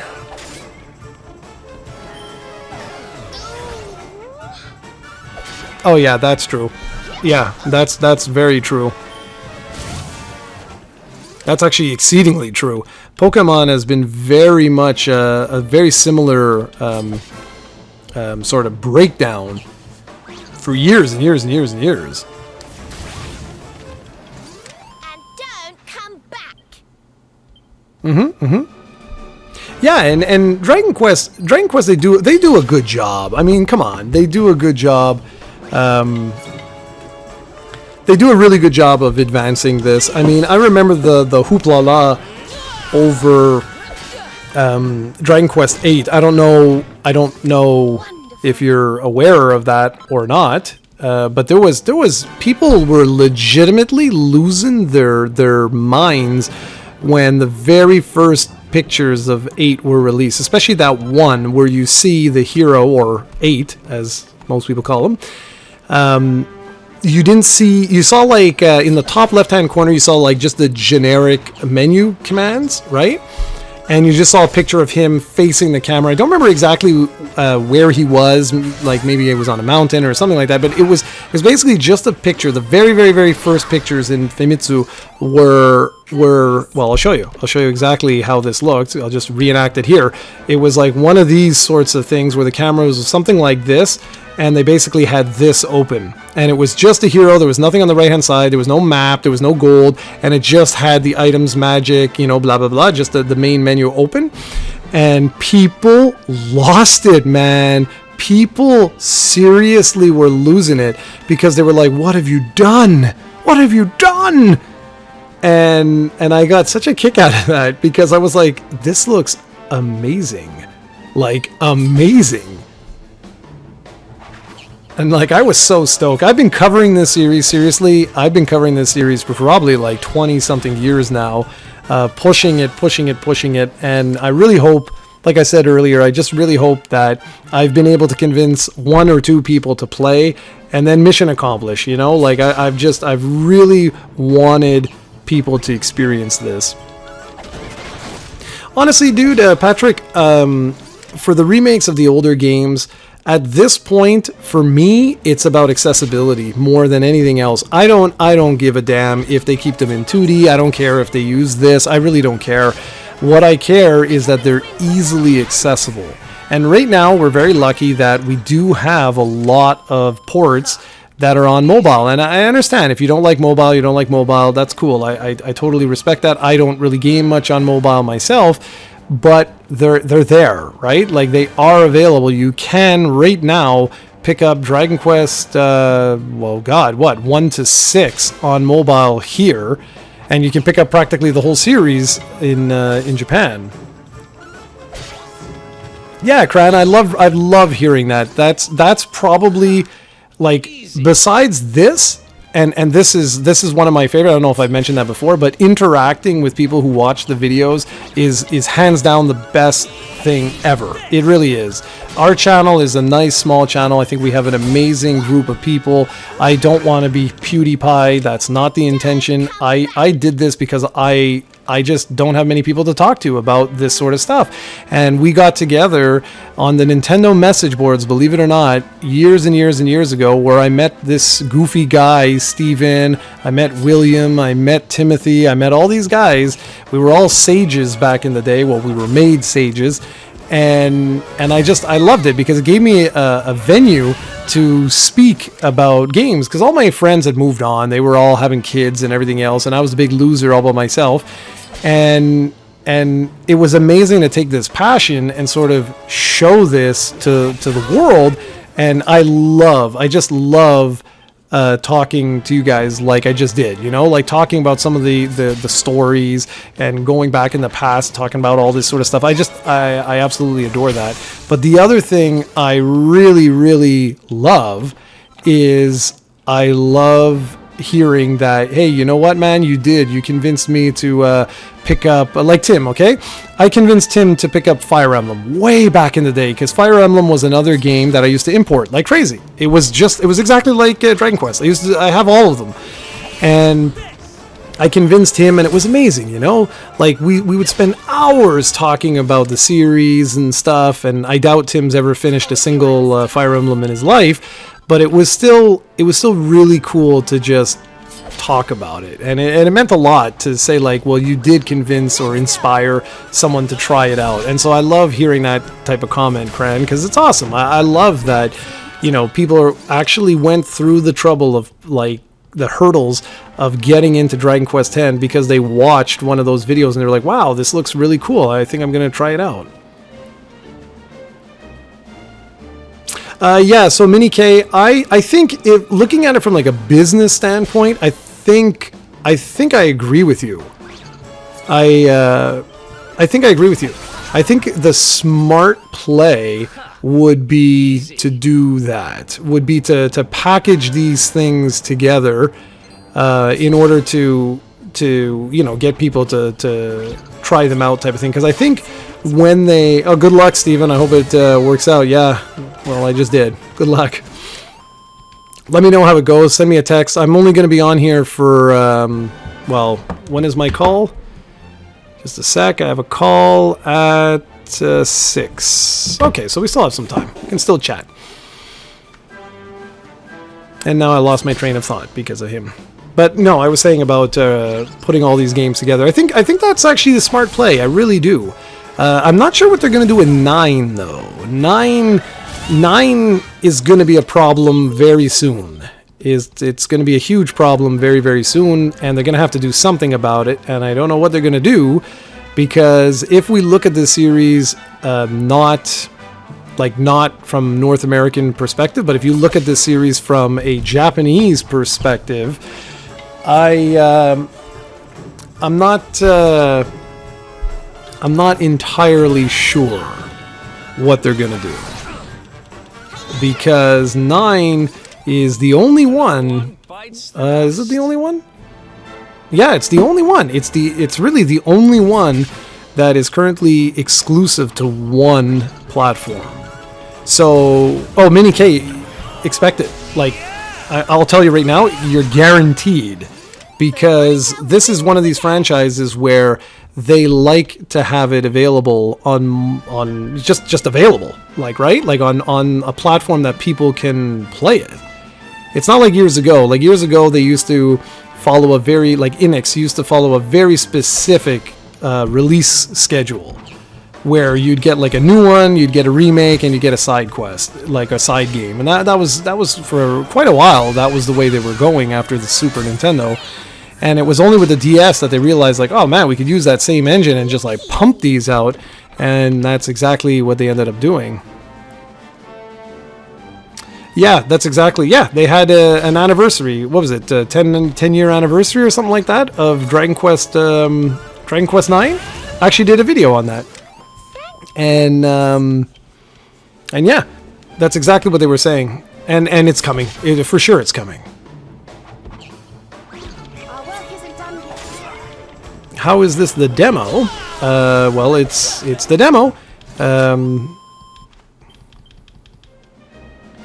The demo ends right here. If I go through that arch, you'll see there's a dude there. If I go right there, I'm going to get a message that basically tells me, what are you doing? Like, it's over.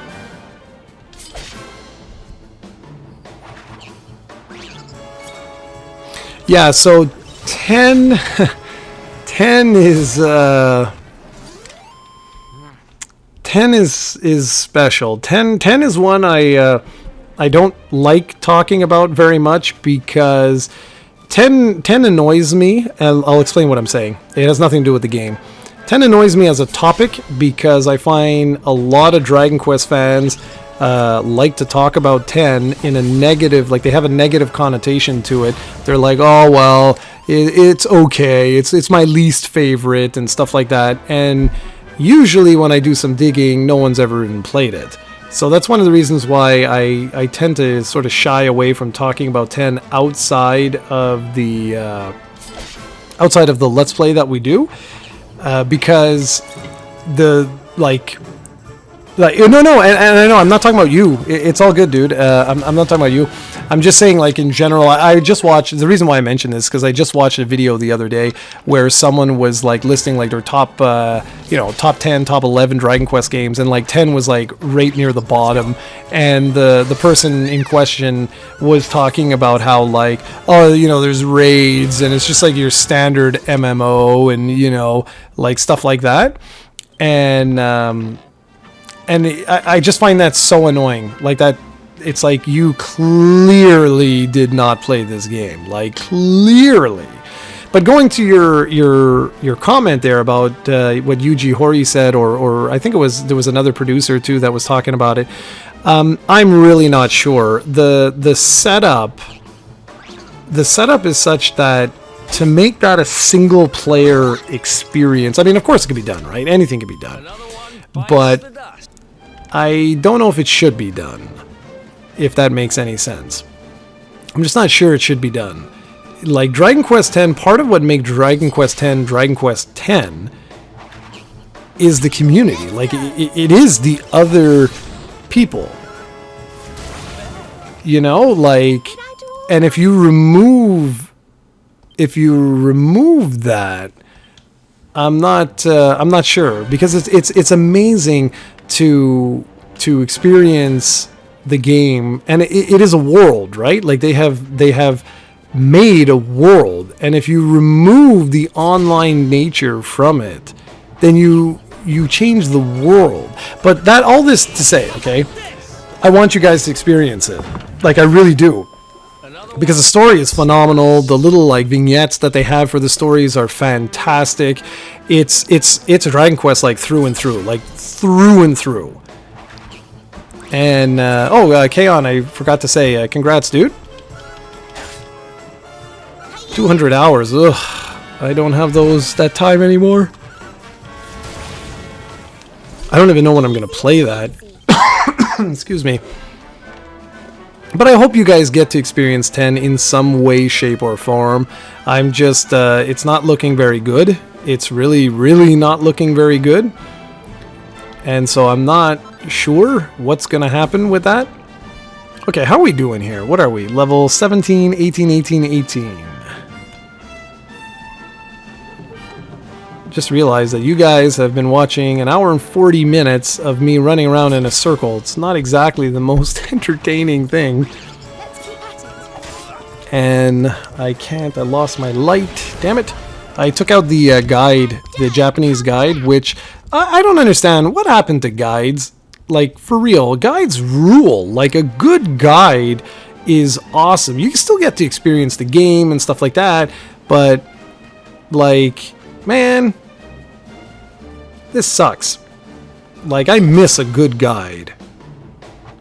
Yeah, at this point, the demo is over. Flaffy, I finished the demo.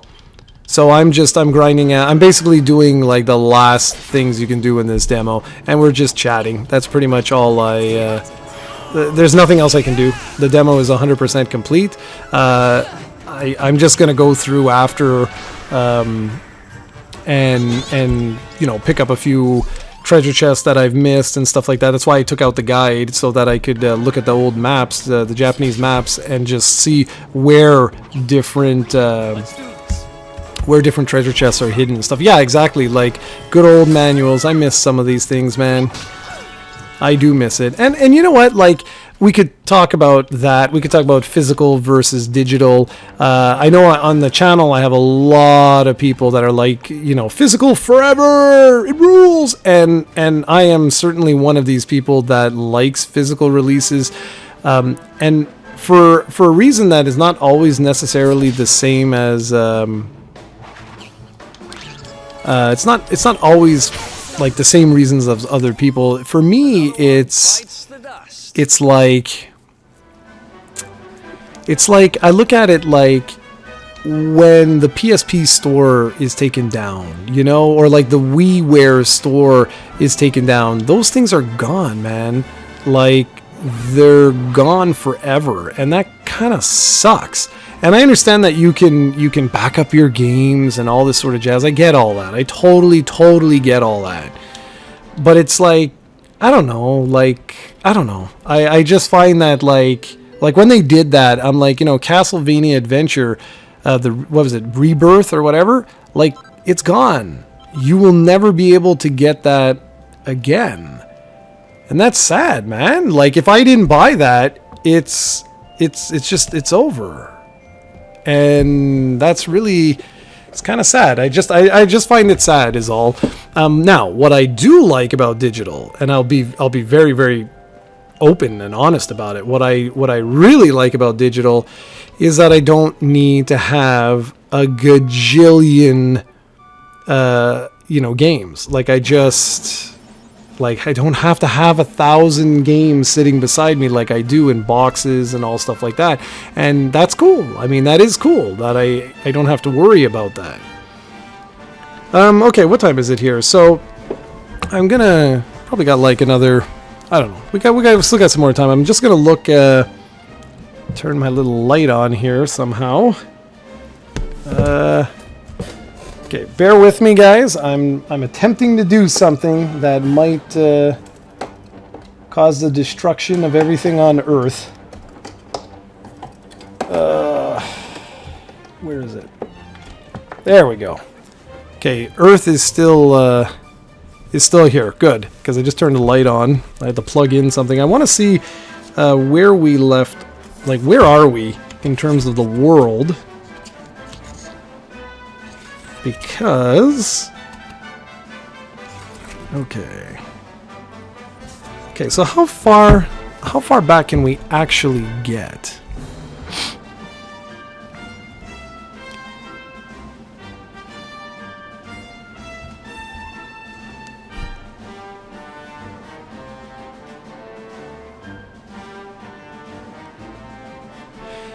Yeah, I mean, it's a topic, right, guys? I mean, it is a topic that you can really go into great detail on, of like if one's better or not or whatever. I think both of them have merit for sure.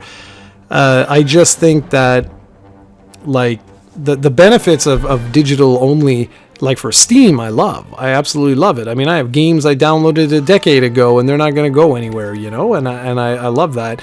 It's just with console, what gets annoying is exactly what one of you said, where, you know, you can just buy it later. Yeah, but that sometimes is easier said than done. And that sometimes is kind of annoying. But I mean, to each his own, right? I mean, really, that's ultimately what it comes down to. If you're wondering what the heck I'm doing, I want to see how far back that we can actually go. I don't think we can go any further than this, because I think the door is shut, and that's that. But I just want to take a look, because if I recall correctly, if I do nose for treasure, there's 2 pieces of treasure. Okay, so this is closed, right? No effect, okay. Alright, so 10 is awesome, man. 10 is really, really awesome. Okay, so let's take a look. Let's see what I got. What the hell does this map look like? Alright. So this is downtown. Talking about the quests.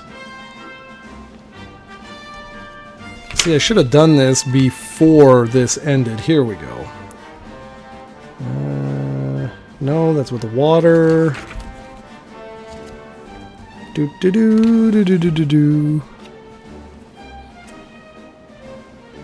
Okay, so treasure chests. That's the town. Nope. So we have 1 locked treasure chest, and we have the one in the corner. Okay, so I don't know why this is saying... there's another, because not according to the guide. According to the guide, there is no other chest. There's the locked chest, and then there's the one right where I was grinding. So they're full of malarkey. Yeah, Jeff, that's pretty much it. We're pretty much, we're done, dude. We're done. Get her done. Oh, sorry about that. That's a package. I will be right back.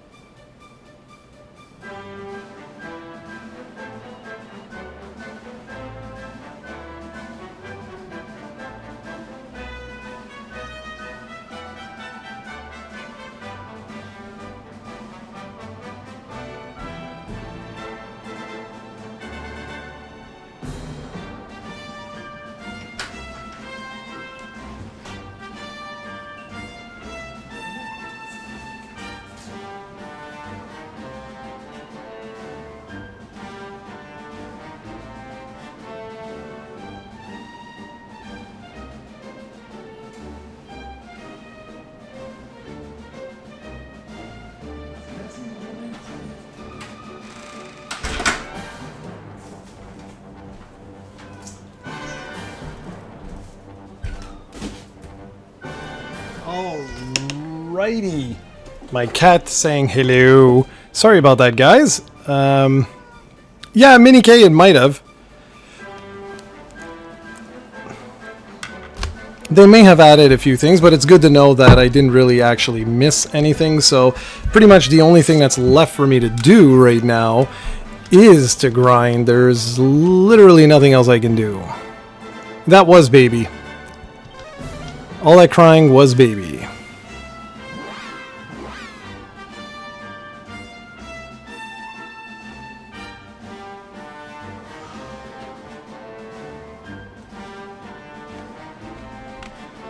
Alright.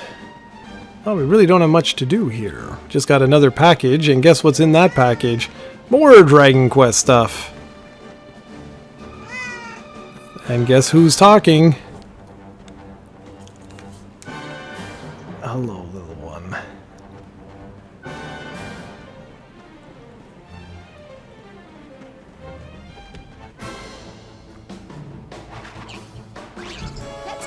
Yep, baby is indeed my cat. And he is crazy. I'm gonna do a little. I think I'll do an unboxing video of it. I have an unboxing video up Friday, I want to say, for Dragon Quest Your Story. I got a bunch of memorabilia in. Well, a bunch. I got some memorabilia in, some cool stuff from that's exclusive to the Square Enix store in Japan. I'm super stoked, man, for that. This package is, I got a Dragon Quest Rivals hoodie because some nights it's a little chilly here, and I got what else did I get? Oh, I got the summer shirt. I got that really funky looking slime summer shirt. I'm going to wear that to work just to make people laugh. It's a button down shirt that's like a bunch of slimes with like palm trees and stuff like that. It looks hilarious. And I think I got another shirt. Oh yeah, of course, what am I saying? I got the Dragon Quest XI-S shirt that looks awesome. It's basically a slime and a yoshi that are whatever they're called in the English release. And they're all like pixelated, and it just says Dragon Quest XI-S. I thought it was, whoops. I thought it was super, super cute. Okay, Jeffrey, take care. Another one? The Dragon Quest Monsters 3DS games, yeah, absolutely. You can get into those super easy.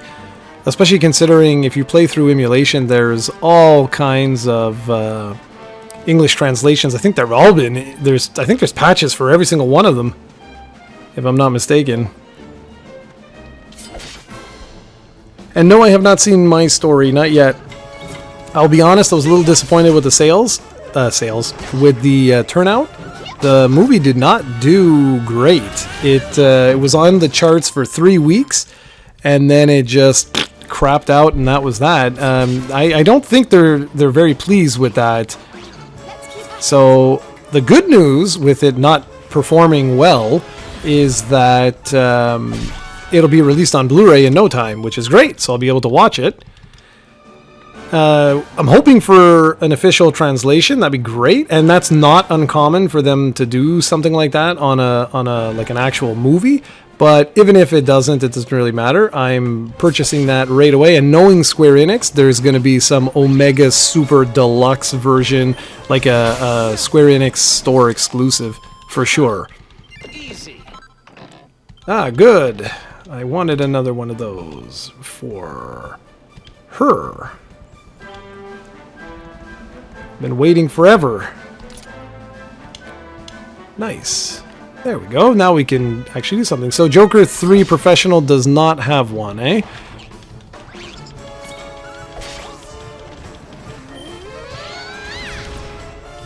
Yeah, you know what's surprising though was that from what I read in the reviews is that it's very good. It's just that it's not. They're like it's not great. Oh yeah, absolutely. Are you kidding? What is it? Gaming's Brink. There's all kinds of Square Enix exclusive stuff. The game itself, there's a Square Enix store exclusive. Well, I say all kinds of stuff. There was a massive like set for this game that includes like a whole bunch of different things. It's not really a store exclusive though. For the console, there's like a DQ11S theme console, and then of course you have the Hori Pro controller that looks like a slime, which will actually be, funny enough, my fourth slime controller. That's right. I have the two that were released on the PlayStation 2, the blue one and the metal slime one. Then I've got the one for PlayStation 4, and I've got now the one for the Switch. So I find that hilarious. I really have way too much Dragon Quest crap. One of these days, I would love to do a video. Once I can like display it, I'd love to do a video showing you all this. It's nuts. The funniest thing is the controllers themselves are not that comfortable. They're not like the best to actually use, but they look so awesome. I have them all over the place.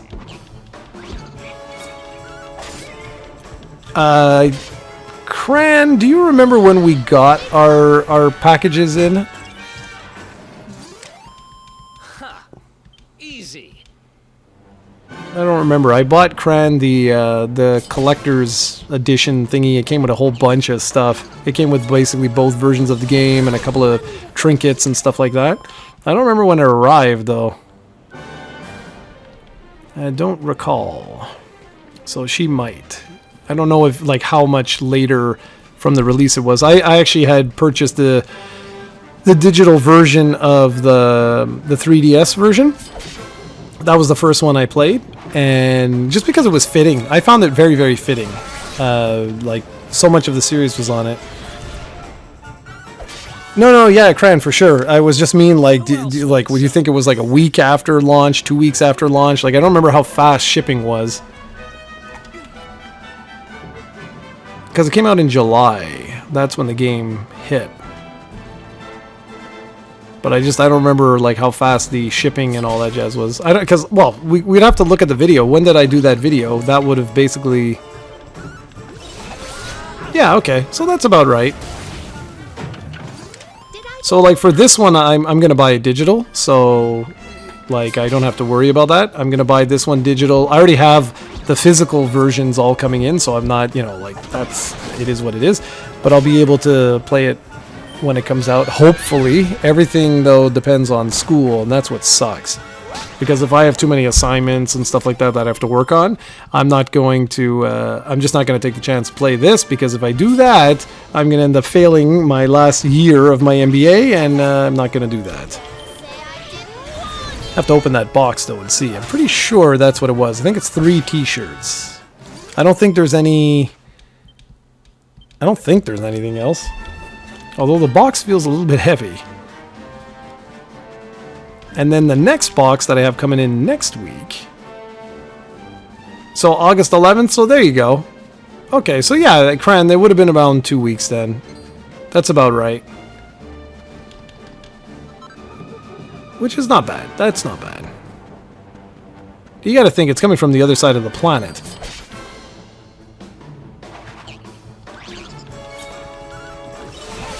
Yeah, that was a fun video to make. That was a really, really fun video to make. Just did it in one go and just, you know, unbox everything. And you can hear how excited I am. I'm just like, oh man, this is the best. I'm going to do a similar unboxing. It won't be the ultimate, although I might call it that. I might call it like the ultimate Dragon Quest 11S unboxing video. Because I have the console, I have the special edition of the game, I have the controller. And I may even do a joke where I show all that stuff and I'm like, and in North America we received, and you just show the, like, you know, the standard game. That'd be hilarious. Okay, so I'm gonna go to 5:30. That's what I'm gonna do. Let's go. Oh no. Oh no. Hey, did you ever work on that list, Cran? I never received like a link to some like Google Doc or something like that. Let's do this. Want to make sure that I have stuff for the Cran.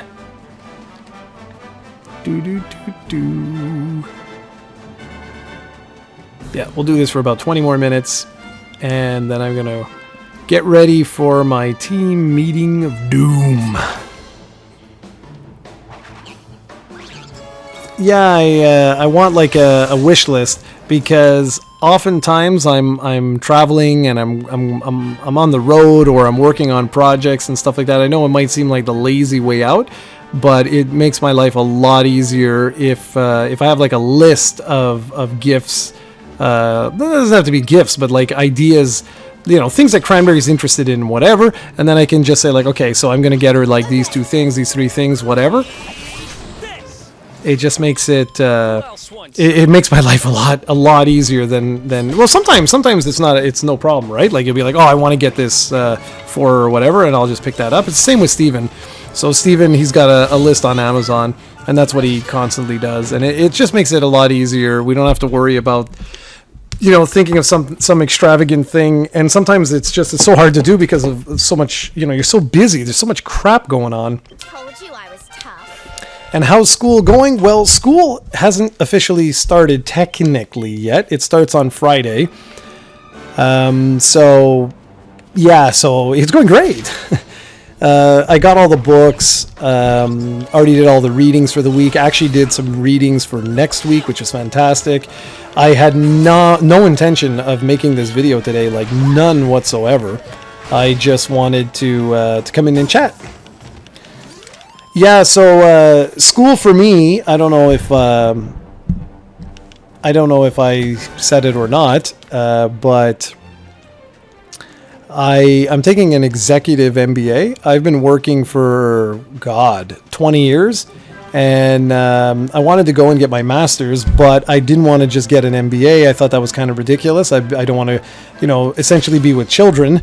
It just didn't make any sense, right? Like when you've worked for 20 years, why in the hell are you going to go and get a regular MBA? You're going to be surrounded with people that are in their 20s and stuff, and that's not appealing to me. That doesn't make any sense. So the executive MBA is a super intensive version of an MBA because you work full time, plus you have 5 master level courses at university. So your life is pretty much over. You have about 40 hours of schoolwork a week, and they kick you out of the program if you work under 35 hours a week. So basically, that's about 80-hour weeks is what you're going to be putting into. It's super, super intensive. But I've been doing fantastic, absolutely fantastic. My GPA right now is 4.13. That's awesome. That means I've been getting A and A pluses for everything, and I've been working my butt off. How do you have time to make videos? I don't, and you're gonna see it as of Friday. This all ends. Like you'll see. Now, thankfully, we have Timothy. He's doing a lot of the streams and stuff like that. It's like I just can't. Like all reviews will come to a stop. You will see me do a lot of vlogs because vlogs require very little post. I don't really have to do anything. I just talk in front of a camera, and that I have time to do. Every second Saturday, Cranberry and I record 2 episodes of Dragon Quest 11. Dragon Quest 10 online, and we do that to create a buffer so that we can, that we have videos for you guys to do. And then, I mean, it really depends. I'm now a year 2 student. It's a 2-year program. It's super intensive. So I'm now on the opposite side of the slope, right? So things are calming down, shall we say. Now, that's not to say that it's going to be an easy semester or anything like that. Not at all. But it should be more manageable. Let's put it that way. I don't want to say easier, but it should certainly be more manageable. But in terms of video games and stuff like that, you just don't have time. You just don't have time. Yeah, exactly. Thank you, Cran. That's the other thing that I try and squeeze in is we'll do a podcast. So I'll stay at the office a little bit later, or we'll do it at like lunch or something like that. Steven and I.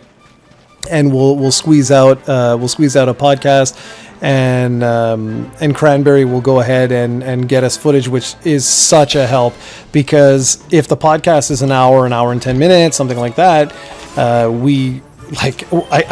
have an hour and a half that I can give, for example, but I don't have the hour and a half to capture footage to go along with that, and that's where Cranberry really, really helps out. And I thank you so much, Cran. That means the world to me, because it truly helps like crazy. But once I'm done, and guys, it's not even a year. Like seriously, it's 8 months. Do you know how fast 8 months is gonna go? Like I'm gonna like sneeze, and 8 months will be gone. It's crazy. And the program is only 14 weeks. Then you get a couple of weeks off. Then 14 weeks, and that's it. I graduate. And so, like, you just have to have willpower. For stuff like this, like knowing that Dragon Quest 11S is coming out kind of sucks. I'll be honest, it does kind of suck, because I would be all over this. Steven keeps telling me, he's like, you're gonna stream it, but the reality is I don't know if I'm gonna stream it. I really don't know if I'm gonna stream it, because I have no idea if I'll even be able to play it, and I might not be able to. If there's just too many projects or there's too many things going on, there's no way I'm gonna be able to do it, and it sucks, but c'est la vie. That's the way these things work. I'm doing this on purpose because I'm trying to move into a senior like VP position, and there you go. So there's the life and times of Jared. So like we have a team meeting. That's the meeting I was talking about.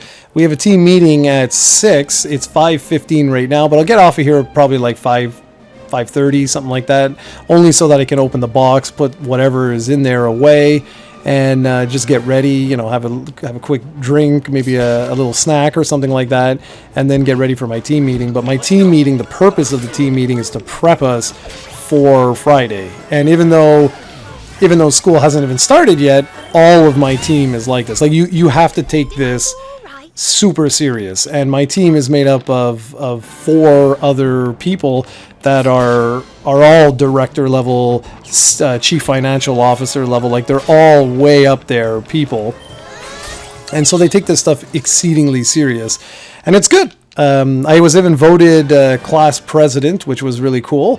So that was actually quite an honor. I did not expect that at all.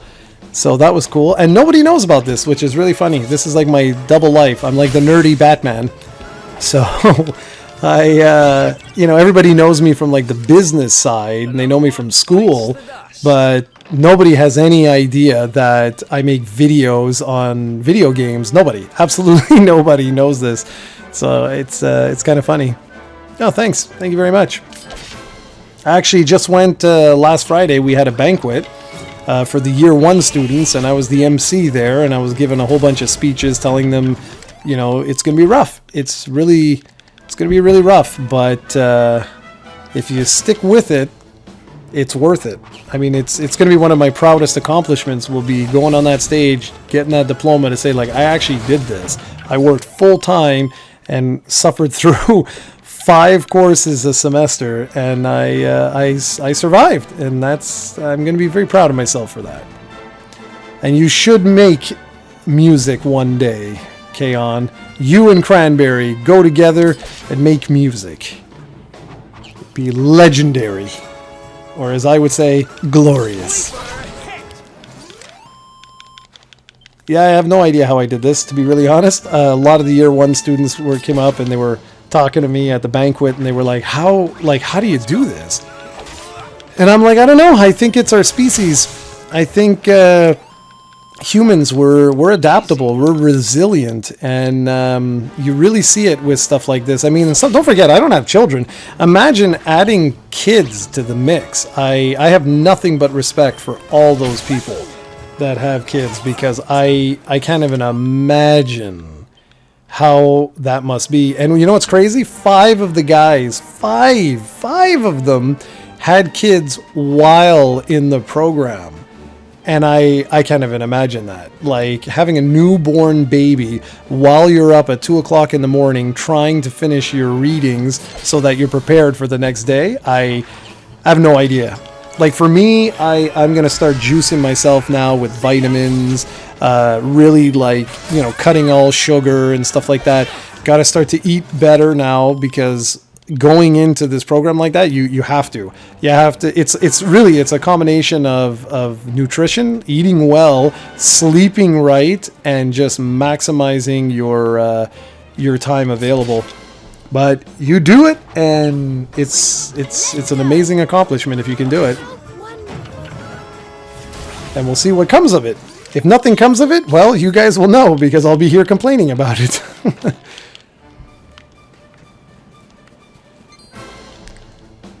I wonder if Steven, how it went. He was supposed to speak with his boss, because basically he's totally screwed, this guy. I feel bad for him. His work keeps shafting him. Like, it's really, really unfortunate. Ha!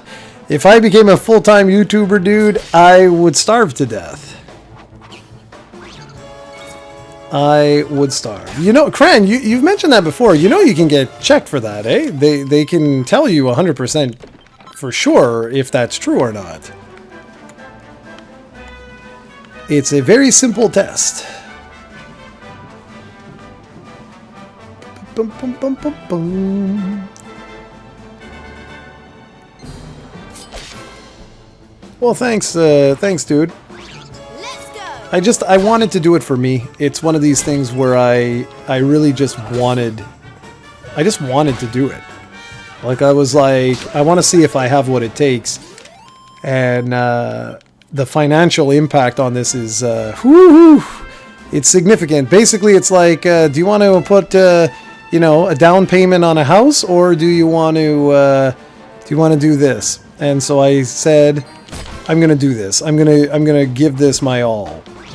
And if it pays off in the future, fantastic. That'd be amazing. If it doesn't, well, I'll be in debt forever. And there we go. And that would suck, but hey, I still did it.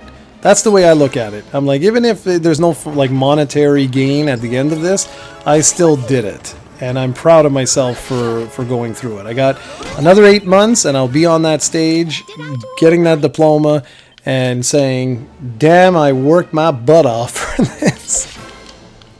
Yeah, and that's the way I look at it, right? That's exactly how I look at it. I'm like, in life, if you don't take risks, opportunity doesn't come knocking every day. You really got to make an effort. You really, really got to make an effort. I have to convince Cranberry to go and get tested. She should go get tested for that. It would put her mind at ease, because then you'd know 1,000% sure if that's true or not. Because indications don't necessarily mean anything. My grandmother, way back in the day, not grandmother, my grandfather was told he was basically not fertile, and he ended up with 3 kids. So the difference between now and then is back then the science was not exactly where it is today, especially healthcare, like the medical profession wasn't where it was today. All right, where's the little bugger? Boink, boink. Can't believe we played another 2 hours today.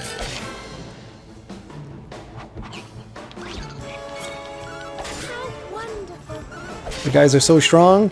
They're single hitting everyone. I am so over leveled for this area now. It's pathetic.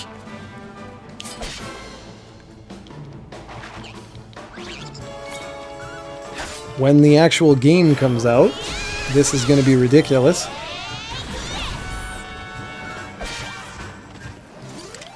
You guys are going to be so strong. There you go. First dude to hit 20. Max level, right?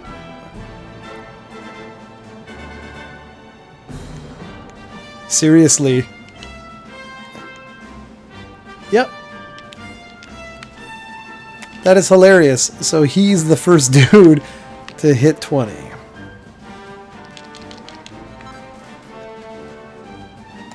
Jared tells stories. Tell me a story.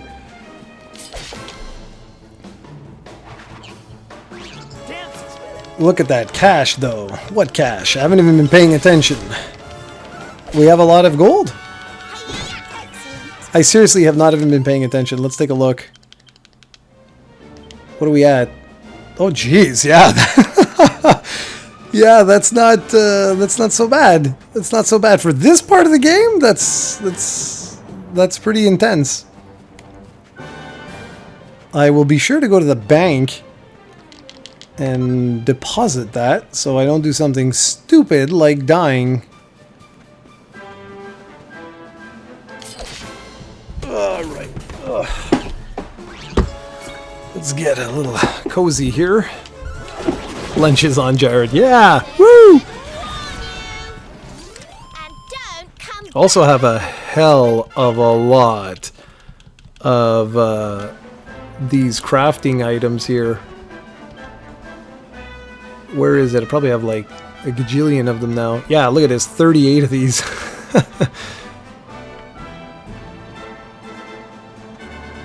I'm sorry that this isn't the most interesting stream. Just me running around like an idiot. But at least we got some good conversation. I like that. Another one bites the dust. I should actually, you know what? I'm going to check something else. What other magic do they have? Do they have any evac? Knows for treasure? Nothing. Heal, mid-heal, squelch, and zing. My gosh, she already knows zing.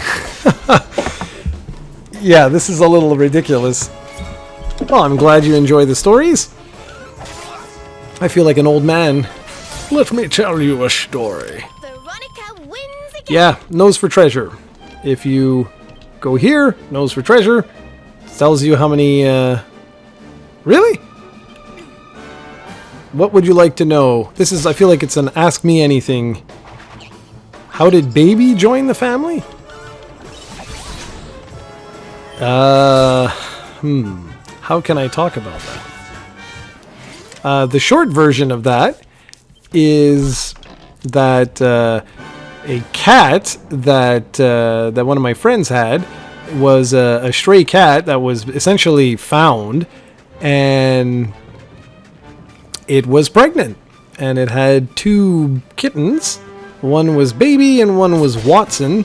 One of them went to another friend of mine. I took Baby, and there you go. There's the story. It's not the most interesting story, I guess. And Baby has got some serious brain problems. we don't know. I mean, we've tried to diagnose this exactly. Excuse me. Sorry about that. We tried to figure out like what exactly is wrong with him, but he essentially oh good lord, 1 second, I've got a cough here. I'm gonna mute this. There we go. It's like he's bipolar or something like that. We don't really know. It's not like you can really do any tests. There's nothing wrong with his brain per se. Like there's nothing physical that's wrong with him. But he can get hyper violent, but just to me, which is so weird because like I raised him. It's really weird, and it's not like if you know anything about cats, it's none of the normal triggers. There's nothing new or whatever. It's literally like he just loses it, and he can come like and really hurt too. He can like really bite, and it's not pleasant. But I am not one. I do not believe if you adopted an animal, you're stuck with the you're stuck with it. I don't believe in like destroying animals and euthanizing animals and all that. If you adopted it, like you have to put up with the good, the bad, and the ugly, and that's exactly what I'm doing. Well, you can skip the demo if you'd like. There's no real reason not to play the demo. If what I was telling a couple of people, what I've been telling them is just you can just. Yeah, well, that's it. What I've been saying is that, like, you can just wait closer to the release, like, say, like, the day before, because it's a lengthy demo. Hey, it's a good, like, 6-hour demo. So you can just play it, like, the day before or something like that. Yeah, I like cats. I like dogs. I'm an animal lover. I'm a big fan of domestic pets. It's just a shame that my little guy, there's something wrong with him. Alright guys, I just realized the time because I have to go prep for this thing, so let's zoom back to the campsite. We'll rest up, save our game, and I'm going to call this a day, a night, an evening, an afternoon, whatever you want to call it. So let's do that first. Let's go in there first. Alright.